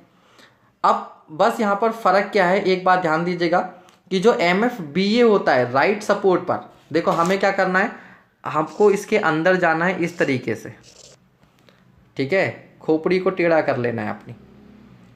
तो आपका बी जो है वो मतलब इसको ना 90 डिग्री से घुमा दो पूरे फ्रेम को, तो आपको ए बी बीम दिख जाएगी। आपके पास क्या दिख जाएगी, इस तरीके से ए बी बीम दिख जाएगी, ये ए है और ये बी है। अब आप देख रहे हो सही है, इस तरह से। तो बेटा MFBA क्या बताया था आपको, MFAB होता था माइनस का PL/8 और MFBA होता था प्लस का PL/8। ठीक है, तो PL/8 निकालोगे, PL/8 निकालोगे, PL/8, तो PL/P कितना है आपके पास 60, L कितना है 4 और अपॉन 8, तो 4 दूनी 8 और 2 30 हो गया। ठीक है, तो फिक्स्ड एंड मोमेंट कितना देगा 30, फिक्स्ड एंड मोमेंट कितना आ गया 30। तो आपके पास इक्वेशन बननी थी 30 प्लस 2EI/4 और ब्रैकेट के अंदर 2 थीटा माइनस का 3 डेल्टा/4, ये आएगी इक्वेशन। लेकिन कर क्या रखा है इस प्रॉब्लम में कि कोई भी इक्वेशन जो है वो एग्जैक्टली ऐसा शो नहीं कर रही है। ठीक है, या तो दोनों जगह माइनस है या यहाँ माइनस है यहाँ प्लस है, तो अंदर प्लस कर दिया, तो ये ऑप्शन नहीं है, ये भी नहीं है और ये भी नहीं है, आपका बचा ये ऑप्शन ए करेक्ट है। तो यहाँ पर उन्होंने साइन कन्वेंशन क्या फॉलो किया है कि ऑब्जर्वर को फ्रेम के अंदर ना बैठा के उसको बाहर बैठाया। तो ऑब्जर्वर को फ्रेम के बाहर जब हम बैठा देंगे तो बी एंड पर जो मोमेंट होगा हमारा क्लॉकवाइज पॉजिटिव लेने के बजाय इन्होंने क्लॉकवाइज निगेटिव ले लिया, तो आपका पहला ऑप्शन ये हो जाएगा। ठीक है, ऑप्शन नंबर ए। कोई बात नहीं, पहला क्वेश्चन जरा सा आपका ये आ गया है, आगे क्वेश्चन आप देखिएगा। ऑप्शन नंबर ए होगा बेटा, ए इसका। ठीक है, ए याद रखिएगा, ये जो साइन होगा अंदर this is negative, this sign is negative. ठीक है, answer is A, answer is ले। ठीक है, बस साइन कन्वेंशन क्या है कि यहाँ पर इन्होंने बी पॉइंट पर जो मोमेंट है उसको इन्होंने पॉजिटिव के बजाय निगेटिव कंसीडर कर लिया। ठीक है, और कुछ नहीं। चलो नेक्स्ट क्वेश्चन देखते हैं। ये बहुत बढ़िया क्वेश्चन है, इससे आपको एग्जैक्ट कॉन्सेप्ट क्लियर हो जाएगा। अगेन डी नहीं होगा बालक, ए ही होगा। देखो आप लोगों को डाउट हो रहा होगा इस पर, मैं फिर बता रहा हूं। बच्चे एक बार बताओ, इसको ऐसा देख लो, जब इसका स्वे इस तरीके से करेगा, ठीक है, इस तरह से, तो डेल्टा राइट में जा रहा है ना, और इस तरह। अब आप थोड़ा सा जरा सा इमेजिन करो कि अगर आप यहां पर ऐसे खड़े होते तो इस पॉइंट, ये एक पॉइंट एक तरीके से राइट में जा रहा है, या यहां से आप ऐसे देखोगे तो डाउनवर्ड जा रहा है ना, तो इक्वेशन में माइनस आता है, इक्वेशन में माइनस आता है हमेशा। ठीक है, इक्वेशन में डेल्टा विल बी निगेटिव, ये साइन रहेगा, ये दिस साइन इज पॉजिटिव, ये गलत है। आप बाहर का साइन बदल सकते हो, आप क्लॉकवाइज मोमेंट को पॉजिटिव, एंटी क्लॉकवाइज को निगेटिव ले सकते हो, या एंटी क्लॉकवाइज को पॉजिटिव और क्लॉकवाइज को निगेटिव ले सकते हो, वो चलेगा, वो चलेगा। लेकिन जो अंदर माइनस साइन है डेल्टा में, वो माइनस ही रहेगा, वो प्लस नहीं होगा। क्लियर है? बी ऑप्शन नहीं होगा बेटा। मैं क्यों बता रहा हूं, क्योंकि इन सारे इक्वेशन में ये इक्वेशन अंदर गड़बड़ कर दिया ना, ये सब में प्लस कर दिया है। ये प्लस होने की वजह से ये सारे ऑप्शन आपके क्या हो जाते हैं, खत्म हो जाते हैं। केवल पहला ऑप्शन सही है, केवल पहला ऑप्शन सही है। बस ये मानना है आपने कि एंटी क्लॉकवाइज मोमेंट को आपने यहां पर पॉजिटिव लेना है और क्लॉकवाइज को नेगेटिव लेना, दैट्स इट। ठीक है बेटे, एसएससी जेई लेवल के ही क्वेश्चन है, कोई बहुत बड़े भारी क्वेश्चन नहीं है। अगर आपको इक्वेशन आती है तो अभी थोड़ा सा और 2-4 क्वेश्चन करो, 2-4 क्वेश्चन करो, क्लियर होगा। ठीक है, एक बात और याद रखना बेटा, लाइफ में हमेशा याद रखना कि कुछ भी हो, बचपन में आपने इनफैक्ट ABCD लिखना भी पहली बार में नहीं सीखा था, आपने साइकिल चलाना पहली बार में नहीं सीखा था, बाइक चलाना पहली बार में नहीं सीखा था, आपने अपने हाथ से खाना खाना, अपने हाथ से खाना खाना भी पहली बार में नहीं सीखा था, जाने कितने बार कपड़ों पर गिरा होगा। ठीक है, तो राइट, तो हम लोग इतनी छोटी छोटी चीजें होती है हमेशा पहली बार में कभी नहीं, उसमें थोड़ा सा समय लगता है। लेकिन जब हम लोग स्ट्रक्चर जैसा सब्जेक्ट पढ़ते हैं, इंजीनियरिंग पढ़ते हैं, तो हम सोचते हैं कि पहली बार में हमें सब कुछ आ जाए 100%। It never happens. ठीक है, कभी नहीं होता है। आप पहली बार पढ़ो, अगर आपको 50% भी समझ में आ रहा है, आप कामयाब हो। उसको थोड़े समय बाद रिपीट करो, ठीक है, आपको और सीखने को मिलेगा। क्वेश्चंस को खुद से करो, मेरे कराने का मतलब अलग है। जैसे फॉर एग्जांपल मैं आपको फ्री बॉडी डायग्राम सिखा रहा हूं, आपको हो सकता है जब मैं समझाऊं तो आपको डाउट होगा, कोई बात नहीं, डाउट होने दो। क्लास खत्म होने के बाद में, क्लास खत्म होने के बाद में खुद से इमेजिन करो कि ये फ्रेम है, ठीक है, इसके बीम कॉलम को अलग अलग करके तोड़ दो और फिर देखो इक्विलिब्रियम के लिए हम इसका फ्री बॉडी डायग्राम कैसे बनाएंगे। आप अटकोगे, जहाँ आप अटको वहाँ फिर लेक्चर को रेफर करो। तो बेटा कामयाब होने के लिए मेहनत करनी पड़ती है, टाइम डिवोट करना पड़ता है। अगर ऐसा ना हो तो फिर आपका जो है क्या कहते हैं, फिर तो हर बच्चा सेलेक्ट हो जाएगा ना, फिर तो हर स्टूडेंट सेलेक्ट हो जाएगा। लेकिन हर स्टूडेंट सेलेक्ट नहीं होता। क्यों नहीं होता? ठीक है, उसकी वजह यही है कि हर कोई इतनी मेहनत नहीं करता। तो आप लोग पढ़ेंगे, लेक्चर देखेंगे, क्वेश्चंस लगाएंगे, उसको रिविजिट करेंगे। सही है। और ये नहीं आप ही करते हो, बड़े से बड़े लोग करते हैं। आप सचिन का एग्जाम्पल ले लो, कोहली का एग्जाम्पल ले लो। जब ये लोग मैच खेलते हैं और किसी बॉल पर आउट होते हैं तो बेटा उसको एनालाइज करते हैं कि मैं इस बॉल पर क्यों आउट हुआ। ठीक है, मैं इस बॉल पर क्यों आउट हुआ। फिर उनको लगता है कि अच्छा ये कमी थी, इसको मैं आउट हो रहा था। ठीक है, तो उसको फिर नेट में प्रैक्टिस कर करके उसको वो क्या करते हैं, शॉर्ट आउट करते हैं। हेमंत जोशी इस तरह की फालतू कमेंट करोगे ना 2 मिनट में ब्लॉक हो जाओगे। ठीक है, हाँ इसको बेटर वर्ड यूज कर सकते थे, लेकिन याद रखिएगा इम्प्रेस करना, आप इस वर्ड की जगह आप इम्प्रेस करना यूज कर सकते थे। तो याद रखिएगा सक्सेस से ज्यादा कुछ इंप्रेसिव नहीं होता।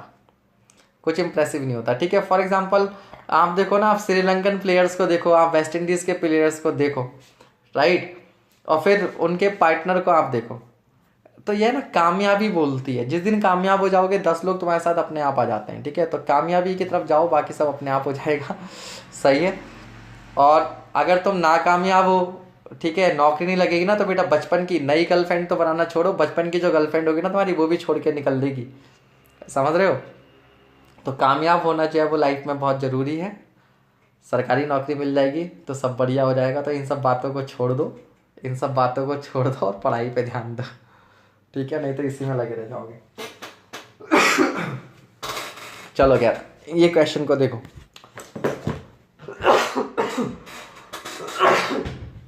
सॉरी, हाँ, एक पोर्टल फ्रेम दे रखा है जिसमें आपको थीटा बी दिया हुआ है और थीटा सी दिया हुआ है रेडियन में, और बी पर मोमेंट की वैल्यू पूछी है। तो बेटा मैं क्या लिखूंगा, बी पर मोमेंट लिखूंगा आप एम बी सी बराबर M F B C plus 2EI upon L bracket के अंदर 2 थीटा बी, ब्रैकेट के अंदर 2 theta B plus theta C minus का 3 डेल्टा बाई एल। अब ध्यान दीजिएगा, यहाँ पर हॉरिजॉन्टल लोड है तो ये बीम राइट में स्वे करेगी, नीचे नहीं करेगी, तो डेल्टा विल बी 0। इसमें क्या रहेगा, डेल्टा विल बी 0। ठीक है, डेल्टा विल बी 0। कामयाबी के साथ साथ कुछ और क्वालिटीज भी चाहिए होती हैं। ठीक है, चलो वो अपने आप समय के साथ डेवलप हो जाती हैं। हाँ, उसके लिए ना फिर तुम ऐसा करा करो, इन सब बातों के लिए FM सुना करो। जब मैं दिल्ली में था तो बहुत जो है ना, रात में ये 10-11 बजे काफ़ी आते थे हर उस पर कुछ लव गुरु बन के, राइट। नहीं तो वो सलमान खान की 2-4 फिल्मों में देखो। तुम लोग मुझे लग रहा है ना पक गए हो, अब बोर हो रहे हो तो सोच लो कि कुछ ऐसी ही बातें स्टार्ट कर दो। चलो ठीक है भाई, यहाँ ध्यान दो बेटा, डेल्टा क्यों 0 होगा, क्योंकि लोड तुम्हारा हॉरिजॉन्टल है। जब लोड बेटा हॉरिजॉन्टल है तो डेल्टा की वैल्यू क्या होगी, तो मैं इस डेल्टा को यहाँ से खत्म कर दूं, डेल्टा क्या कर दिया मैंने, गायब कर दिया। दूसरी बात, ये जो BC बीम है, क्या इस पर कोई डाउनवर्ड लोडिंग है। जब भैया लोडिंग नहीं है तो फिक्स्ड एंड मोमेंट क्या होगा, 0। तो फिक्स्ड एंड मोमेंट भी क्या हो गया, 0 हो गया। तो बचा क्या, 2EI अपॉन एल। तो मैं क्या लिखूंगा, 2EI, और L की वैल्यू कितनी दे रखी है, 10। L की वैल्यू कितनी, 10, ब्रैकेट के अंदर 2 थीटा बी। तो बेटा देखो थीटा बी और थीटा सी बराबर दे रखे हैं 400। ठीक है, तो यहाँ पर थीटा बी की वैल्यू आप रख दो, तो ये हो जाएगा आपके पास क्या, 800 अपॉन ई आई, 2 से मल्टीप्लाई करूंगा तो सीधे सीधे क्या आ जाएगा आपके पास, 800 अपॉन ई आई आ जाएगा। और थीटा सी की वैल्यू क्या रखूंगा तो 400 अपॉन ई आई आ जाएगा। ये आपके पास आ गया, सही है। अब हम क्या देख रहे हैं, अब हम क्या देख रहे हैं कि भैया देखो ये हो गया 800 और 400 1200, ई आई से ई आई कैंसिल, तो ये हो जाएगा 1200 और बटा 10, तो 10 से गया तो 12 दूनी 24, तो 240 kilo newton metre should be the answer.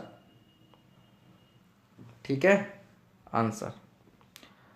ये बात समझ में आ गई आपको?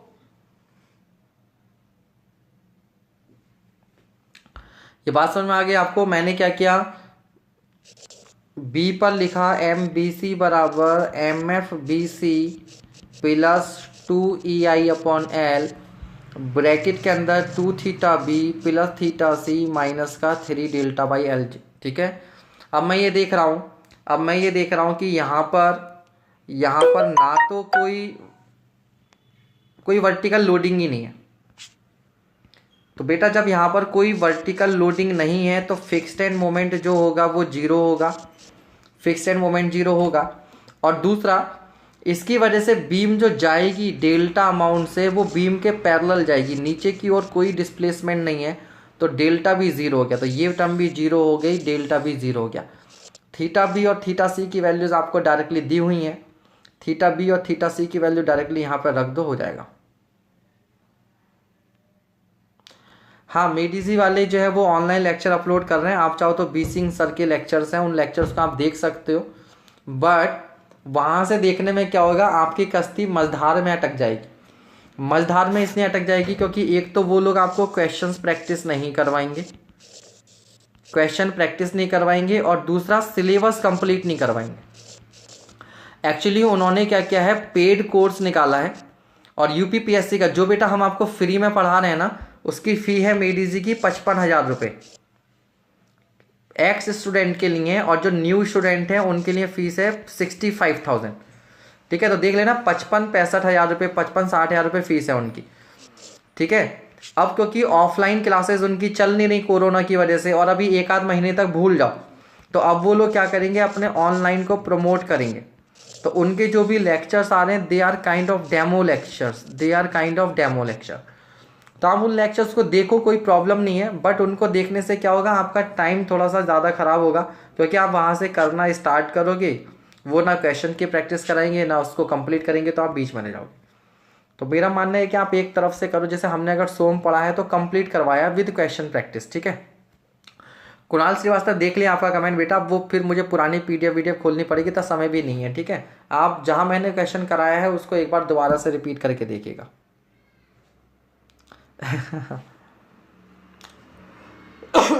सर हॉरिजॉन्टल फोर्स से डिफ्लेक्शन होता है ना, डेल्टा जीरो कैसे? बिल्कुल सही बात है बेटा।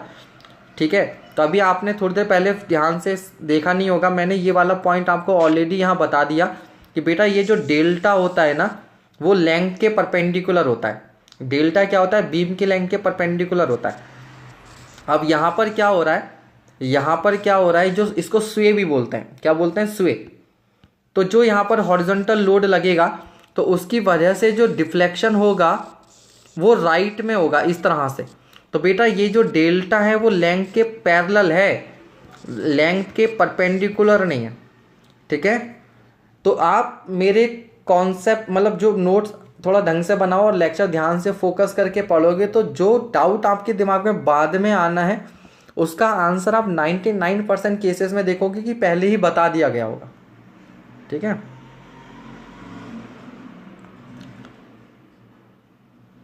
जिसको और इतना मैं आपको बता रहा हूं कि बहुत ज़्यादा बड़ी बात नहीं करूंगा कि हो सकता है भाई हम मेडिजी की टक्कर का ना पढ़ा पाएँ। अब वो अगर 55,000 रुपये ले रहे हैं, 60,000 रुपये ले रहे हैं, तो वास्तव में कुछ तो प्रोवाइड करवा रहे होंगे। तो जिनके पास पैसा है वो वहाँ से देख लें, लेकिन ज़्यादा नहीं तो आप ये समझ लो कि हम 80 to 90% जो है वो आपको उसी लेवल का लेकर चलेंगे। ठीक है, जितना। और एक बात और होती है कि वो जो लोग पढ़ाएंगे ना, वो उनके दिमाग में सीधे आईआईटी और एनआईटी का स्टूडेंट, मैं बुराई नहीं कर रहा हूँ, क्योंकि उनका जो मेन स्टफ होता है वो आईआईटी और एनआईटी का होता है। तो वो लोग जो है वो इस बच्चे को ध्यान में रखकर पढ़ाते हैं, आईआईटी एनआईटी वाले को, ठीक है। उनके दिमाग में ये बच्चा होता है कि उनको लगता है कि सिलेक्शन यही देते हैं। तो जो थोड़ा सा प्राइवेट कॉलेज का बच्चा होता है, थोड़ा सा एवरेज, तो वो यहाँ पर मार खा जाता है, ठीक है। इसी वजह से सिलेक्शन रेशियो इनका कम होता है। हम लोग जो है, हमें मालूम है कि हमारे पास कैसा क्राउड आता है, वही बच्चे ज़्यादा आते हैं जो बेचारे कोई कोचिंग वोचिंग ज्वाइन नहीं कर पाते, घर पर कर रहे हैं, सेल्फ स्टडी कर रहे हैं, या ऑफिस गोइंग है, जॉब करते हैं। तो हम लोग उस हिसाब का लेवल लेके चलते हैं, ठीक है। अभी समझ में आ गया डेल्टा भी जीरो कैसे आएगा। तो बेटा लोड यहाँ लग रहा है, तो जो डिफ्लेक्शन होगा ये बीम राइट में ऐसे जाएगी, इस तरह से जाएगी, क्योंकि नीचे हिंज दिखाई, ठीक है। तो इस डेल्टा की वजह से क्या कोई इस बीम में मोमेंट जीरो होगा? नहीं, ठीक है। मैं रानी जी, मैं अपने आप को कम नहीं कर रहा हूँ, लेकिन क्या होता है कि अगर हम लोग कुछ बोलते हैं तो फिर वो आता ना कि सर को घमंड हो गया है, अपने आप को उनसे कंपेयर कर रहे हैं। मैंने इसलिए वो बात बोली। बाकी जिस दिन मेरे दिमाग में ये आ गया कि मैं किसी से कम हूँ या मैं वैसा नहीं पढ़ा सकता, तो मैं आपको पढ़ा ही नहीं पाऊंगा, ठीक है। मैंने बहुत बार एग्जाम्पल दिया है कि जब कोई प्लेयर ग्राउंड पे उतरता है ना, तो वो ये सोच के नहीं उतरता है कि मैं किसी से कम हूँ। वो जब भी उतरता है तो वो अपना 100% एफर्ट देने के लिए उतरता है। तो अगर हम यहाँ पर इतने कॉन्फिडेंस से आपको पढ़ा रहे हैं, बोल रहे हैं, क्वेश्चन करा रहे हैं, तो हम लोग अपना 100% देने के लिए, ठीक है। वो अलग इशू है 2013 वाला, ठीक है। चलो चलो क्वेश्चन करते हैं फटाफट, ठीक। समझ गए बच्चे ये वाला सवाल कैसे हुआ? चलो अगला क्वेश्चन, अब ये आ जाओ। कह रहा if the flexural rigidity of beam BC of the portal frame shown in the given figure is assume to be 0। ये जो बीम है ना बेटा, इसकी रिजिडिटी को 0 माना हुआ है। Then the horizontal displacement of the beam would be. तो एक्चुअल में होगा क्या कि ये कुछ इस तरीके से जाएगा, ठीक है। तो ये जो डेल्टा डिफ्लेक्शन होगा, वो डेल्टा डिफ्लेक्शन तुमसे पूछा हुआ है। अब यहां पर पॉइंट क्या है कि इसका जो EI है वो 0 है। अब ध्यान देखना बच्चे, कुछ क्वेश्चंस आपको ऐसे मिलेंगे कि इसका EI जो होगा वो इनफाइनाइट होगा। बीम का जब EI इनफाइनाइट होता है, मतलब फ्लेक्सुरल रिजिडिटी इनफाइनाइट होती है, ठीक है, इनफाइनाइट होते। परिवर्तन बैच जो वास्तव में बहुत बढ़िया बैच है आप लोगों के लिए, या आपके फैमिली में कोई भी अगर नॉन टेक की तैयारी कर रहा है, इनफैक्ट आप भी ले सकते हो, क्योंकि इसमें जो भी आपका नॉन टेक वाला पोर्शन है वो कवर हो जाता है। तो चॉइसेस एक्चुअली बहुत ज़्यादा हैं। आपको जो फैकल्टी पसंद हो आप उस फैकल्टी के कोर्स देख सकते हो, अपने आप से कॉम्बो बना सकते हो कि मैं रीजनिंग इसका पढ़ूंगा, बायो इसका पढ़ूंगा, हिंदी इससे पढ़ूंगा, है ना, और इस तरीके से, और आप उसको देखो।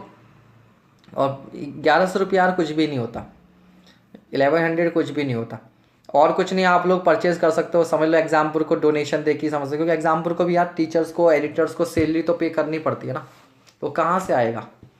अभी आप देखते होगे टैगपुर पर जो है वो 0 इनकम है। टैगपुर से 0 इनकम इसलिए क्योंकि आपने देखा होगा, आप जो भी लेक्चर अभी देख रहे होंगे, किसी भी लेक्चर पर ऐड नहीं आ रहा है ना।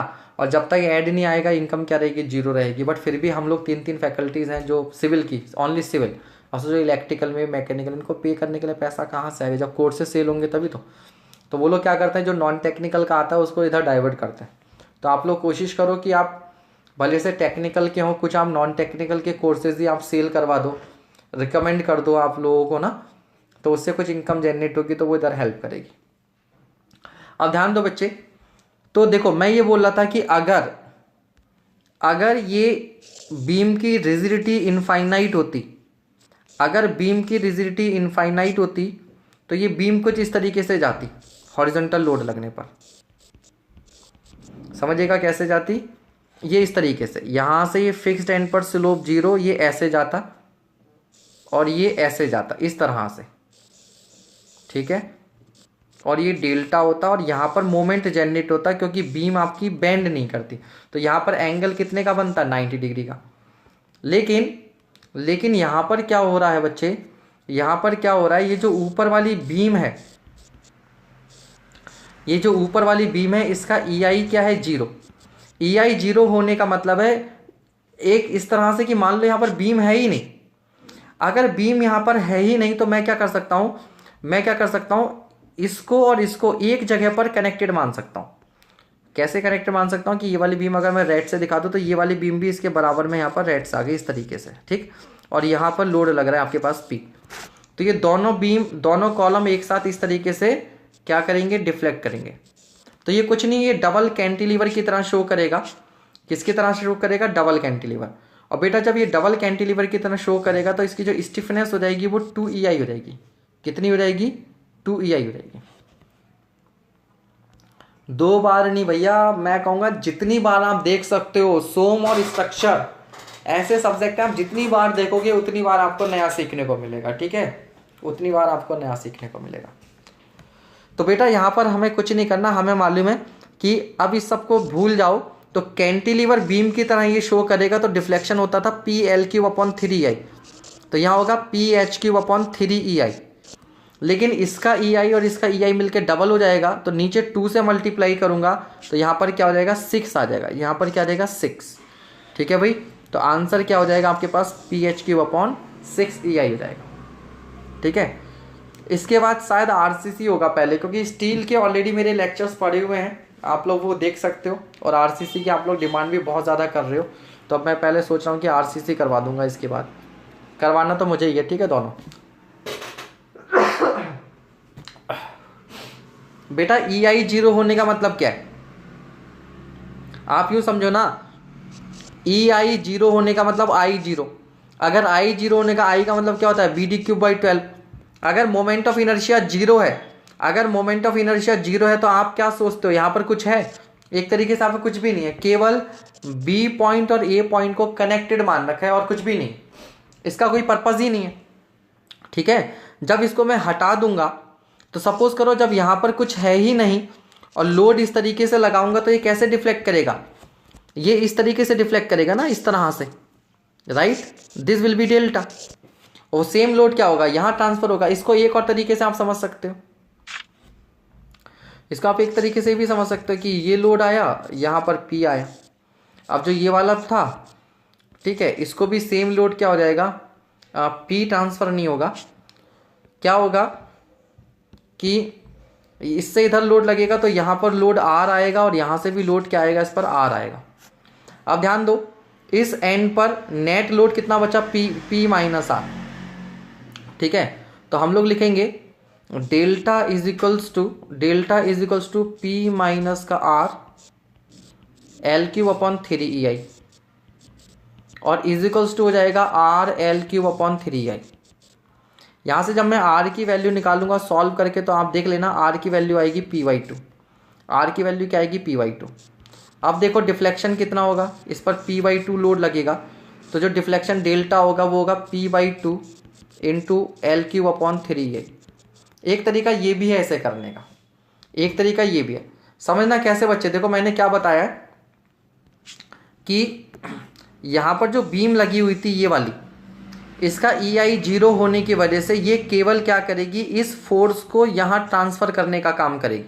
तो मैं इसको हटा दूंगा, तो मान लो बीम इस पर जो है इधर की ओर R रिएक्शन लगा रही है, R फोर्स डेवलप कर रही है। अब आपको मालूम है every action has equal and opposite reaction, तो यहाँ पर R लगेगा। तो इस वाली बीम पर जो नेट फोर्स लगेगा वो क्या लगेगा, P-R, और यहाँ पर जो फोर्स लगेगा वो क्या लगेगा, R। लेकिन मुझे मालूम है क्योंकि ये दोनों कनेक्टेड हैं, इसलिए दोनों एंड पर डिफ्लेक्शन डेल्टा ही होगा। इसका भी डेल्टा डिफ्लेक्शन होगा और इसका भी डेल्टा होगा, दोनों का डिफ्लेक्शन क्या होगा, डेल्टा।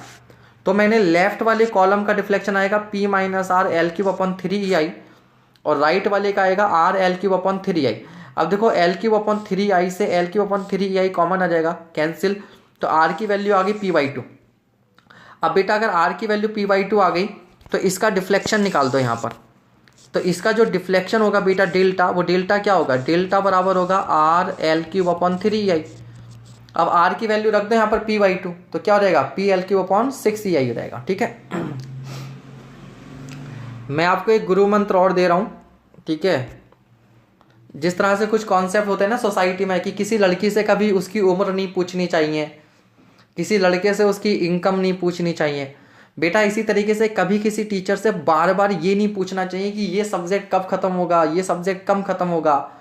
क्यों, क्योंकि फिर उसको टीचर को लगता है ये बच्चा ना बोर हो रहा है, अब मैं इस सब्जेक्ट को ना जल्दी जल्दी खत्म करता हूँ। और जहां टीचर के दिमाग में ये आ गया कि सब्जेक्ट को जल्दी जल्दी खत्म करना है, उसमें तुम्हारा नुकसान है, क्योंकि फिर तुम कुछ चीजें सीखने से रह जाओगे। नो डाउट अभी तुम्हारे सिर में दर्द हो रहा होगा, तो जैसे मैंने बताया साइकिल चलाते हो पहली बार गिरते हैं तो घुटने वुटने टूटते हैं ना, चोट लगती है, तो तुम्हारे दिमाग में थोड़ी सी चोट लग रही होगी, नई नई चीजें सीखने को मिल रही हैं, सिर में दर्द भी हो रहा होगा, कोई बात नहीं, झेलो, जैसे तैसे झेलो, लेक्चर पूरा करो, फिर दोबारा देखो, चीज आसान लगने लगेगी। समझ रहे बच्चे? तो ध्यान रखना है इसको आप लोगों ने। अच्छा, एक गड़बड़ मुझसे हो गई है शायद यहाँ पर। गड़बड़ क्या हो गई है कि नहीं, ठीक है, गड़बड़ कुछ नहीं हुई है। ये तो 2h हॉरिजॉन्टल डिस्टेंस है, इसको तो हमें यूज ही नहीं करना, हाइट h यूज करना था, बिल्कुल सही आंसर। तो शॉर्टकट मैंने ये बताया कि भैया जब ये यहाँ पर बीच में है ही नहीं, तो ये और ये दोनों क्या है, पैरेलल है, तो इनको एक साथ कंबाइन कर दो। कंबाइन कर देंगे तो स्टिफनेस या जो रिजिडिटी है वो 2EI हो जाएगी। तो एक इसको आप एक सिंगल कैंटिलीवर मान लोगे जिसकी रिजिडिटी 2EI की है, ठीक है, उस पर लोड लगाओगे, सॉल्व हो जाएगा। भैया कैसे हो जाएगा एग्जाम, तुम लोग भी मजाक करते हो। 7 जून को एग्जाम किसी हालत में नहीं हो सकता, ठीक है, एग्जाम नहीं होगा, एग्जाम पोस्टपोन होगा ही होगा। चलो, अब है the slope deflection equation of member BC।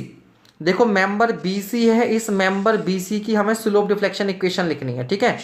तो कैसे लिखेंगे, बाकी क्वेश्चन देखो बिल्कुल सीधे सीधे। तो मैं लिखूंगा भैया MBC बराबर MFBC plus 2EI upon L bracket के अंदर 2θB प्लस θC माइनस का 3 ΔL। अब ध्यान देना बच्चे, यहां पर भी फिक्स्ड है और यहां पर भी फिक्स्ड है, राइट। तो यहां पर किसी तरह का स्वे नहीं होगा, ये पॉइंट कहीं नीचे नहीं जाने वाला, तो ये डेल्टा क्या हो जाएगा, 0। तो बेटा डेल्टा को तुम कर दो 0, ओके। फिर C पर फिक्स्ड एंड है, तो यहां पर स्लोप 0 होगा, तो बेटा θCB क्या हो गया, 0। θCB क्या हो गया, 0। तो यहां से क्या बचा, 2 दूनी 4, तो ये बचेगा 4EI अपॉन L, यहां से बचेगा 4EI अपॉन L, और ये हो जाएगा θB। अब बटा बेटा MFBC, तो तुम्हें मालूम है भैया MFBC सर लेफ्ट हैंड पर होता है माइनस का WL² बाई 12। तो आपकी सिंपल सी इक्वेशन बन गई, MBC बराबर माइनस का WL² बाई 12 प्लस का 4EI upon L into θB, ठीक है। तो कौन सा ऑप्शन हो जाएगा आपके पास, अच्छा ये और कर रखा है इन्होंने, अंदर मल्टीप्लाई करके कर रखा है। ओ एक गड़बड़ और है बेटा, वो गड़बड़ क्या है, ध्यान से देखना, इस तरह की मिस्टेक्स एग्जाम में नहीं होनी चाहिए। यहाँ पर I की जगह पर 2I है, तो भैया जब 2I होगा, जब यहाँ पर 2I होगा तो यहाँ पर क्या हो जाएगा, 8EI हो जाएगा। क्या हो जाएगा, 8EI।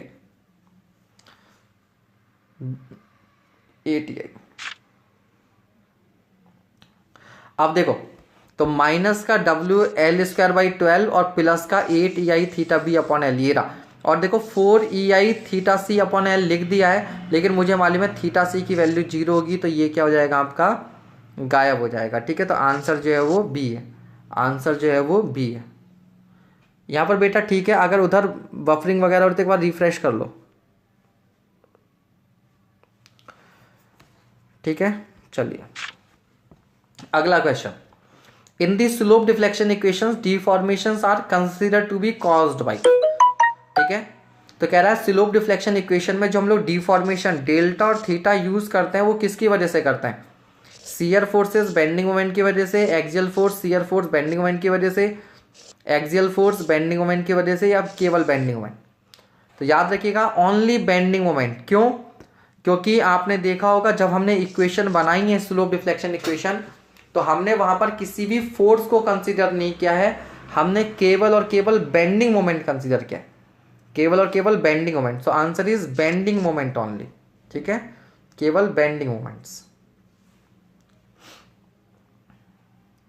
Next question, statement 1, slope deflection method is a displacement method of analysis. Sir बिल्कुल सही बात है, पहला स्टेटमेंट जो है वो एग्जैक्टली सही है कि स्लोप डिफ्लेक्शन इक्वेशन जो होती हैं, ठीक है, स्लोप डिफ्लेक्शन मेथड जो आपका डिस्प्लेसमेंट मेथड है। फिर कह रहा है forces are the basic unknown, ये गलत है, क्योंकि बेसिक अननोन थीटा और डेल्टा होता है। तो तो यहाँ पर असर्शन सही है, रीजनिंग गलत है, तो ऐसे क्वेश्चन का आंसर होता है सी।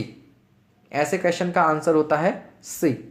ठीक है भाई, बिल्कुल सही बात है। अगला सवाल ये रहा आपकी स्क्रीन पर, पढ़िए और कीजिए। इसको पढ़िए और कीजिए जल्दी से, किसी का भी गलत जो है वो नहीं होना चाहिए। जल्दी से बताओ।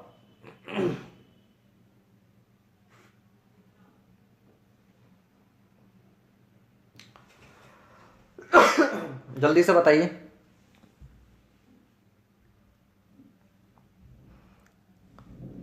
ए राइट बी रॉन्ग, हाँ बिल्कुल सही कह रहे हैं, यही होगा।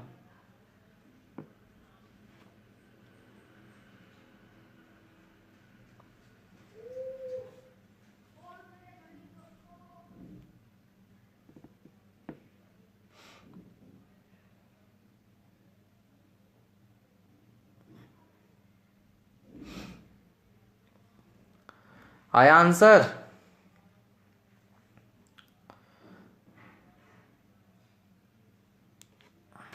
क्या कह रहा है?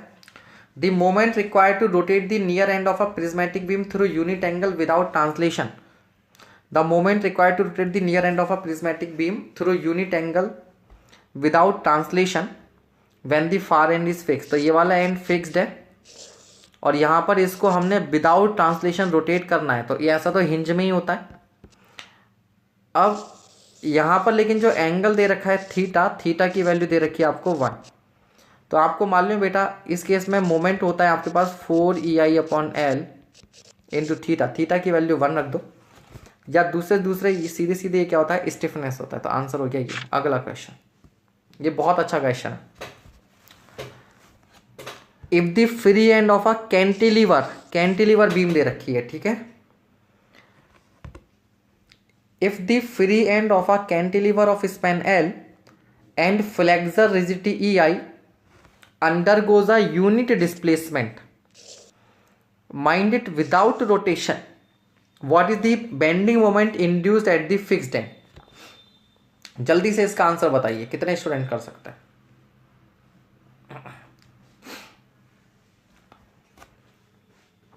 तो देखो बच्चे, ये कैंटिलीवर बीम है। अब जनरली कैंटिलीवर बीम का डिफ्लेक्शन जो है वो ऐसा होता है, लेकिन बेटा जब डिफ्लेक्शन ऐसा होता है तो यहां पर कुछ स्लोप मिल रहा है। उसने बोला है कि रोटेशन नहीं होना चाहिए, कह रहा है रोटेशन नहीं होना चाहिए। तो बेटा रोटेशन ना हो तो विदाउट रोटेशन होने का मतलब है कि यहां पर जो टेंजेंट है वो हॉरिजॉन्टल होनी चाहिए, ऐसा। तो ऐसे ही केस में इसी तरह का डिफ्लेक्शन पॉसिबल है ये, राइट। इसका मतलब ये एंड एक तरीके से फिक्स्ड एंड की तरह बिहेव करेगा इस तरीके से। तो ये तो हमें मालूम है कि यहाँ पर जो मोमेंट आता है वो आता है -6EI डेल्टा/L²। अब डेल्टा की वैल्यू 1 दे रखी है तो डेल्टा को गायब कर दो तो आ जाएगा आंसर -6EI/L²। बट उसने केवल मैग्नीट्यूड पूछा है, इसलिए आंसर क्या हो जाएगा, ये हो जाएगा। आंसर क्या हो जाएगा, ये हो जाएगा। ठीक है, चलो नेक्स्ट क्वेश्चन। नाउ कह रहा what is the shear equation in slope deflection method for the portal frame shown above. एक पोर्टल फ्रेम दे रखा है, एक पोर्टल फ्रेम दे रखा है, इसकी शियर इक्वेशन बनानी है। अब देखो इसकी शियर इक्वेशन कैसी होगी। तो मैंने बोला था यहाँ पर हॉरिजॉन्टल रिएक्शन HA को हम ऐसे मानेंगे और यहाँ पर HD को ऐसे मानेंगे। यहाँ मोमेंट MA क्लॉकवाइज, यहाँ मोमेंट MB क्लॉकवाइज, यहाँ मोमेंट MC क्लॉकवाइज और यहाँ मोमेंट MD क्लॉकवाइज। अब आपको मालूम बताया हुआ है मैंने कि अगर इस कॉलम पर कोई भी लोड नहीं है, कोई भी लोड नहीं है, तो बेटा जो HA रिएक्शन होती है, HA वो होती है MAB प्लस MB/L, शुरू में ही बता दिया।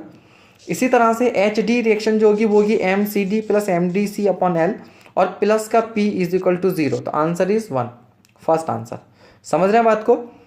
बिकॉज इस फिक्स्ड मोमेंट को हटाकर मैं क्या करूँगा, यहाँ पर एक वर्टिकल रिएक्शन लगाऊंगा, यहाँ एक हॉरिजॉन्टल रिएक्शन लगाऊंगा और यहाँ एक मोमेंट लगाऊंगा। इसी तरीके से यहाँ पर एक मोमेंट लगाऊंगा, यहाँ पर एक वर्टिकल फोर्स लगाऊंगा और यहाँ पर एक हॉरिजॉन्टल रिएक्शन लगाऊंगा। ठीक है, हॉरिजॉन्टल रिएक्शन HD। अब मुझे मालूम है जब मैं यहाँ पर सिग्मा FX यूज़ करूँगा तो मुझे इस वर्टिकल लोड का कोई काम नहीं है, इस मोमेंट का कोई काम नहीं है, इस मोमेंट का कोई काम नहीं है, इस वर्टिकल रिएक्शन का कोई काम नहीं है। मुझे केवल ये दिखाना है कि इस पूरे फ्रेम पर P प्लस HA और प्लस HD सिग्मा FX को जीरो करना है। अब HA और HD कैसे निकलेगा वो मैंने आपको बता दिया। HA की वैल्यू होगी MA plus MB upon L, HD की वैल्यू होगी MCD plus MDC upon L, और तीनों को ऐड करें, दैट इज शेयर इक्वेशन। सब पढ़ाएंगे बेटा, सब पढ़ाएंगे, फिक्र मत करो, मैट्रिक्स मेथड भी पढ़ाएंगे, ठीक है। तो it was very easy. Same question दोबारा से, the share equation for the portal frame shown in the above figure will be. दोबारा से सेम, अब देख रहे हो ना जो मैं शुरू में बोल रहा था, आप सोचेंगे कि पता नहीं क्या पढ़ रहे हैं, कितना डिफिकल्ट है, बट एग्जाम में क्वेश्चन डायरेक्ट आता है। नहीं समझ में आ रहा, रट्टा मान लो। मेरा तो सिंपल सा कॉन्सेप्ट है, कुछ जान कर चलो, कुछ मान कर चलो। जो समझ में आ रहा है, जो जान सकते हो जान लो, और नहीं तो गुरुजी ने बताया है मान लो, बेड़ा पार हो जाएगा, ठीक है। चलो, मैं सही बताऊं तो जब मैं प्राइमरी में था, मतलब सेकंड थर्ड क्लास में, तो छोटी उम्र में बच्चों को क्या समझ में आता है कि क्वेश्चन क्या पूछा है, उसका आंसर क्या होता है। तो जैसा गुरुजी ने, आचार्य जी हम बोलते थे सरस्वती शिशु मंदिर में, आचार्य जी, तो आचार्य जी ने जैसा लिखवाया वैसा हमने रट्टा मार लिया, और एग्ज़ाम में जब वो सवाल आया तो उसका वैसा वैसा आंसर लिखाए, और हमें नंबर मिल गए पूरे। तो वही यहाँ पर है, पहली बार में जितना समझ में आता है उतना समझो, जो समझ में नहीं आता है उसे एज इट इज़ याद करो, लेकिन दोबारा से तीसरी बार कभी ना कभी तो समझ में आएगा। प्रयास करते रहो, ठीक है, प्रयास अपना जारी रखो। तो बेटा यहाँ पर भी क्या होगा, हॉरिजॉन्टल लोड है तो यहाँ पर HA रिएक्शन आएगी, यहाँ पर HD आएगी, तो इक्वेशन वही बनेगी P plus HA plus HD बराबर 0। अब देखो HA रिएक्शन क्या होगी, MA plus MB upon L1, HD क्या होगी MCD plus MDC upon L2, और P तो यहाँ पर है ही, तो इसका आंसर भी क्या होगा, A होगा। हाँ RSS स्कूल में पढ़ा है, ठीक है। और ये भी ना आज होने लगा है पता नहीं क्या सोसाइटी में, तो मैं जानता हूँ मेरे साथ, जैसे आजकल होता है ना लोग एंटी मुस्लिम और ये सब बोलने लगते हैं, लेकिन लोगों ने उस लाइफ को खुद जिया नहीं।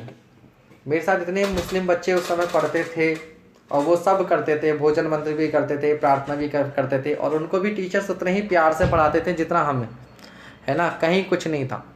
और दूर दूर तक स्कूल नहीं थे, एक ही स्कूल था जहाँ पर मैं रहता था, सारे बच्चे वहीं पढ़ते थे, बड़े प्यार से, बड़े अच्छे से पढ़ते थे, अच्छे से रहते थे। पता नहीं जैसे जैसे हम बड़े होते जाते हैं ये सब चीज़ें फालतू आती जाती हैं, ठीक है। चलिए, कन्वेंशनल जेई के लिए मैंने बता दिया ऑलरेडी बाल को कि मेरे SSC जेई मेंस के लेक्चर पढ़े हुए हैं एग्जाम में, एग्जामपुर पर, वहाँ से देख लो, ठीक है। चलिए अगला क्वेश्चन देखो, ये for the frame as shown in the figure above the final end moment MBC has been calculated as minus का 40। तो यहाँ पर हम इसे क्लॉकवाइज मान के चलते हैं, लेकिन क्लॉकवाइज नहीं है, इसका मतलब क्या है, यहाँ पर एंटी क्लॉकवाइज मोमेंट है। ये क्या है, एंटी क्लॉकवाइज 40 किलोन्यूटन मीटर। तो what is the end moment MCD, ठीक है। तो हमारे से MCD मोमेंट पूछा हुआ है।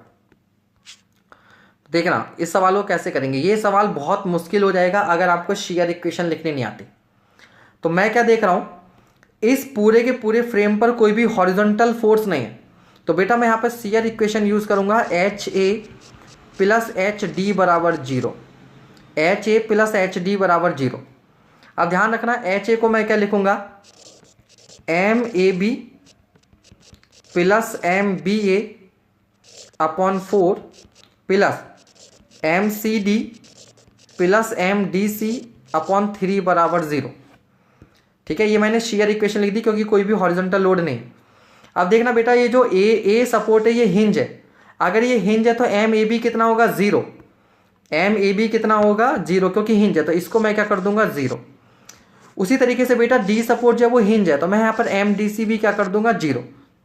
तो मैं MAB को 0 करके हटा रहा हूँ, मैं MDC को 0 करके हटा रहा हूँ, तो मेरे पास इक्वेशन में बचा क्या, मेरे पास इक्वेशन में बचा MBA अपॉन 4, मेरे पास इक्वेशन में बचा MBA upon 4 plus MCD upon 3, MCD upon 3 is equal to 0।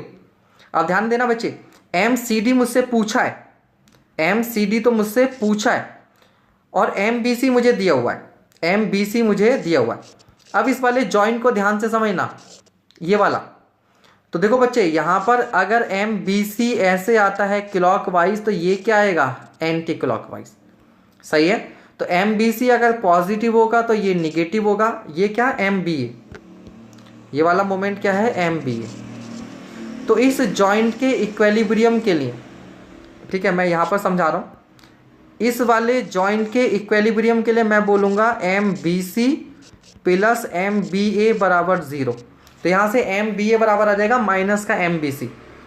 तो मैं यहाँ से एम बी ए को लिख सकता हूँ माइनस का एम बी सी, और एम बी सी मुझे ऑलरेडी माइनस का 40 दे रखा है। तो जब मैं यहाँ पर -40 लिखूंगा, जब मैं यहाँ पर -40 लिखूंगा तो माइनस माइनस प्लस हो जाएगा, यहाँ आएगा 40।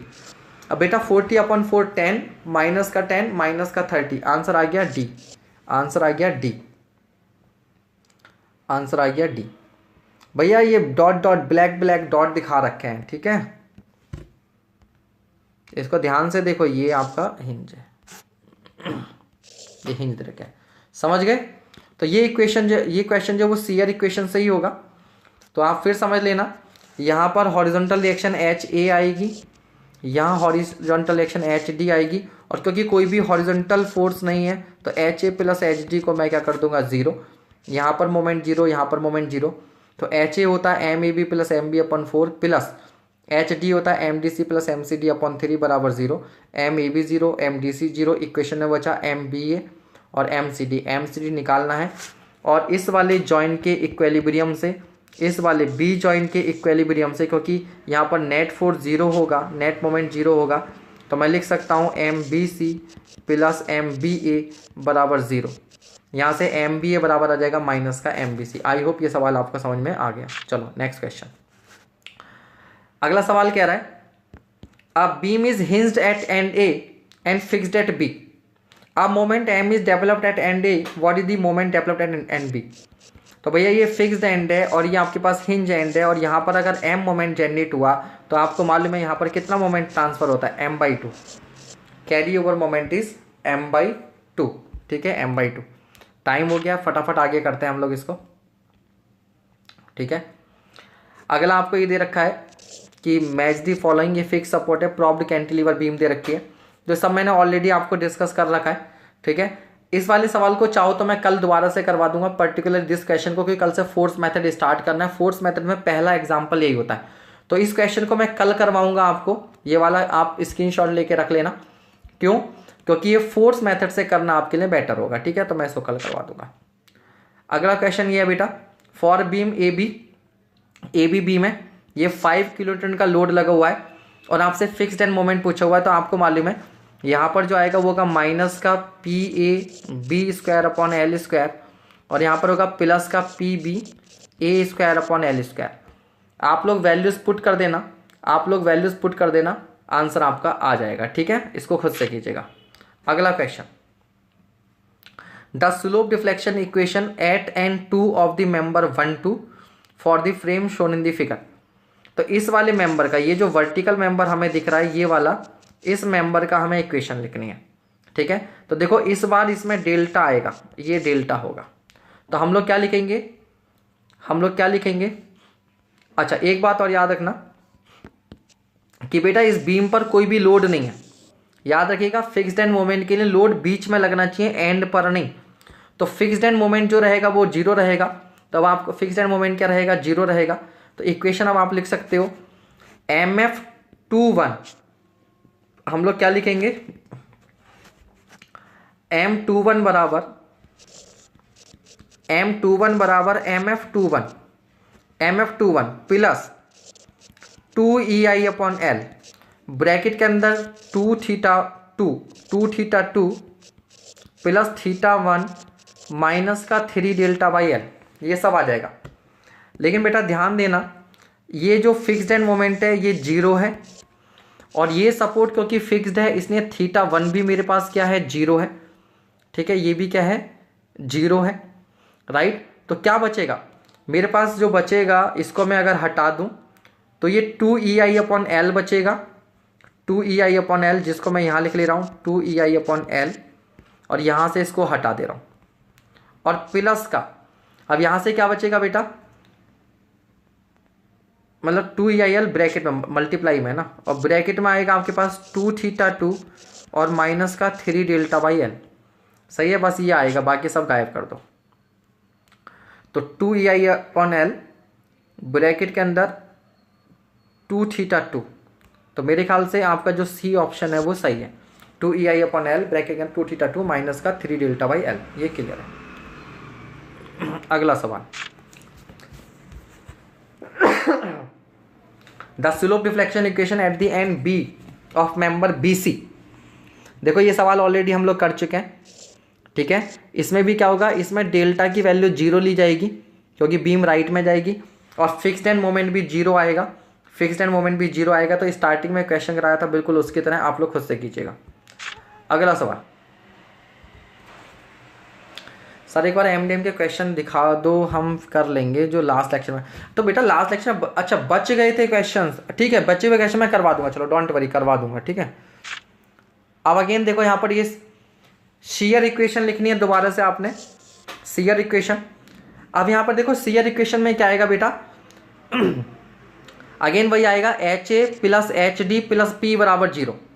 अब देखो HA क्या होगा, MBA प्लस MAB/4। अब यहाँ पर क्या होगा, बेसिकली इसको लिखना था MCD प्लस MDC, लेकिन MDC 0 हो जाएगा। तो बेटा जब MDC को 0 कर दूंगा तो केवल क्या बचेगा, MCD/4 और प्लस P बराबर 0। तो ये आगे आपके पास शेयर इक्वेशन, ये आगे शेयर इक्वेशन। तो आज की क्लास से आपको सीखना क्या है, एक तो पहला स्लोप डिफ्लेक्शन इक्वेशन कैसे बनी, दूसरा स्लोप डिफ्लेक्शन इक्वेशन कैसे लिखी जाती है, थर्ड वेरी इंपॉर्टेंट, बच्चों को इसमें काफ़ी दिक्कत होती है, शेयर इक्वेशन ये, और चौथा अगर कोई बीम है और उस पर मोमेंट लगे हुए हैं तो मोमेंट की वजह से रिएक्शंस कैसे लिखी जाती है, ठीक है, ये आपको आना चाहिए।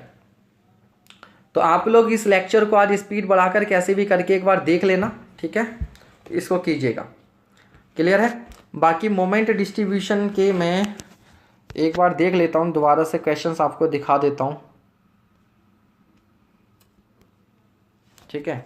क्वेश्चन आप दिखाने को कह रहे हो तो मैं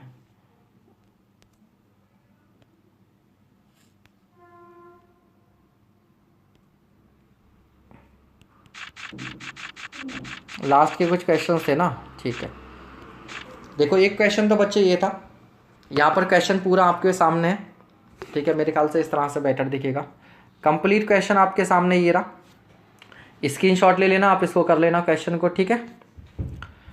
अगला क्वेश्चन आपके पास ये रहा, इसको आप कीजिएगा, ठीक। फिर अगला क्वेश्चन आपके पास ये रहा,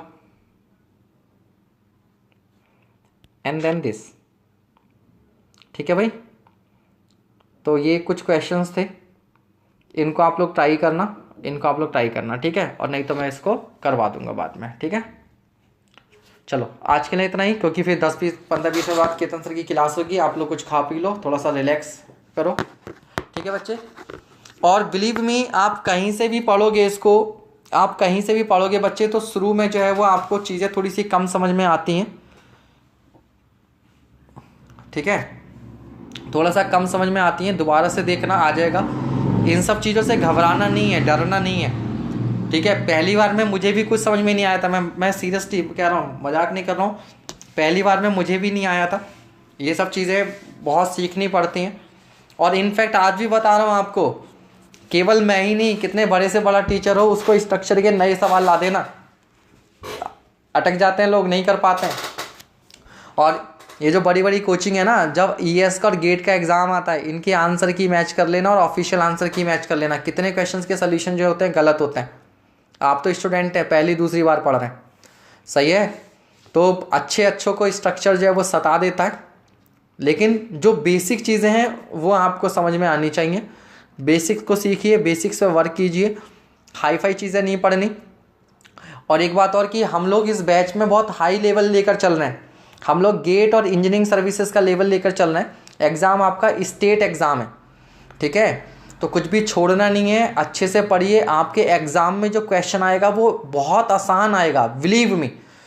आप इस लेवल का पढ़ लोगे कि एग्जाम में जाओगे तो आपको हलवा लगेगा। इट इज़ लाइक कि कोई 100 किलो का लोड उठाने की प्रैक्टिस कर रहा है, कोई 100 किलो का लोड उठाने की प्रैक्टिस कर रहा है और उससे बोला जाए कि बेटा आप 30 किलो उठाओ या 40 किलो उठाओ। आप समझ रहे हो?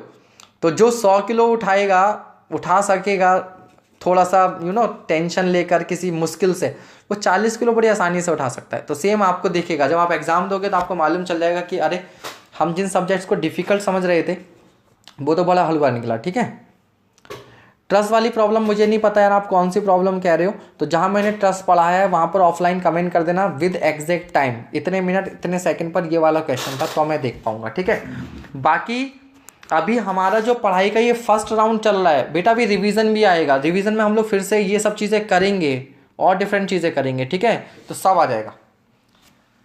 ठीक है, चलिए बेटा फिर आज के लिए इतना ही, क्लास को यहीं पर रोकते हैं। आप लोग जो है थोड़ा सा रिलैक्स कर लो 10 बजे वाली क्लास के लिए, और सॉइल की क्लास को बहुत अच्छे से करो आप लोग। सॉइल बहुत इंपॉर्टेंट सब्जेक्ट है।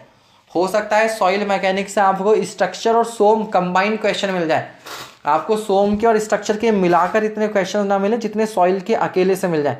तो केतन सर जो भी आपको पढ़ा रहे हैं बिल्कुल 100% कॉन्फिडेंस के साथ, 100% फेथ के साथ उसको पढ़िए। सर के साथ थोड़ी दिक्कत है कि उनकी स्क्रीन थोड़ी छोटी है और स्टाइलस उतना अच्छा नहीं है लिखने के लिए उनके पास, तो थोड़ी सी डिफ़िकल्टी हो रही है। तो फुल सपोर्ट कीजिए उनकी क्लास में, अच्छे से सॉइल पढ़िए, जो भी वो क्वेश्चन करा रहे हैं उन क्वेश्चंस को अच्छे से कीजिए। ठीक है, क्लियर? सॉइल को बहुत स्ट्रांग करना है आप लोगों ने। ठीक, चलो बच्चों फिर मैं क्लास रोक रहा हूँ। ठीक है, गुड नाइट ऑल, ध्यान रखिए अपना भी, अपने परिवार का भी, अपने आसपास का भी। थोड़ा सा टफ टाइम चल रहा है लेकिन हम लोग इससे निकल जाएंगे। ठीक, चलो गुड नाइट।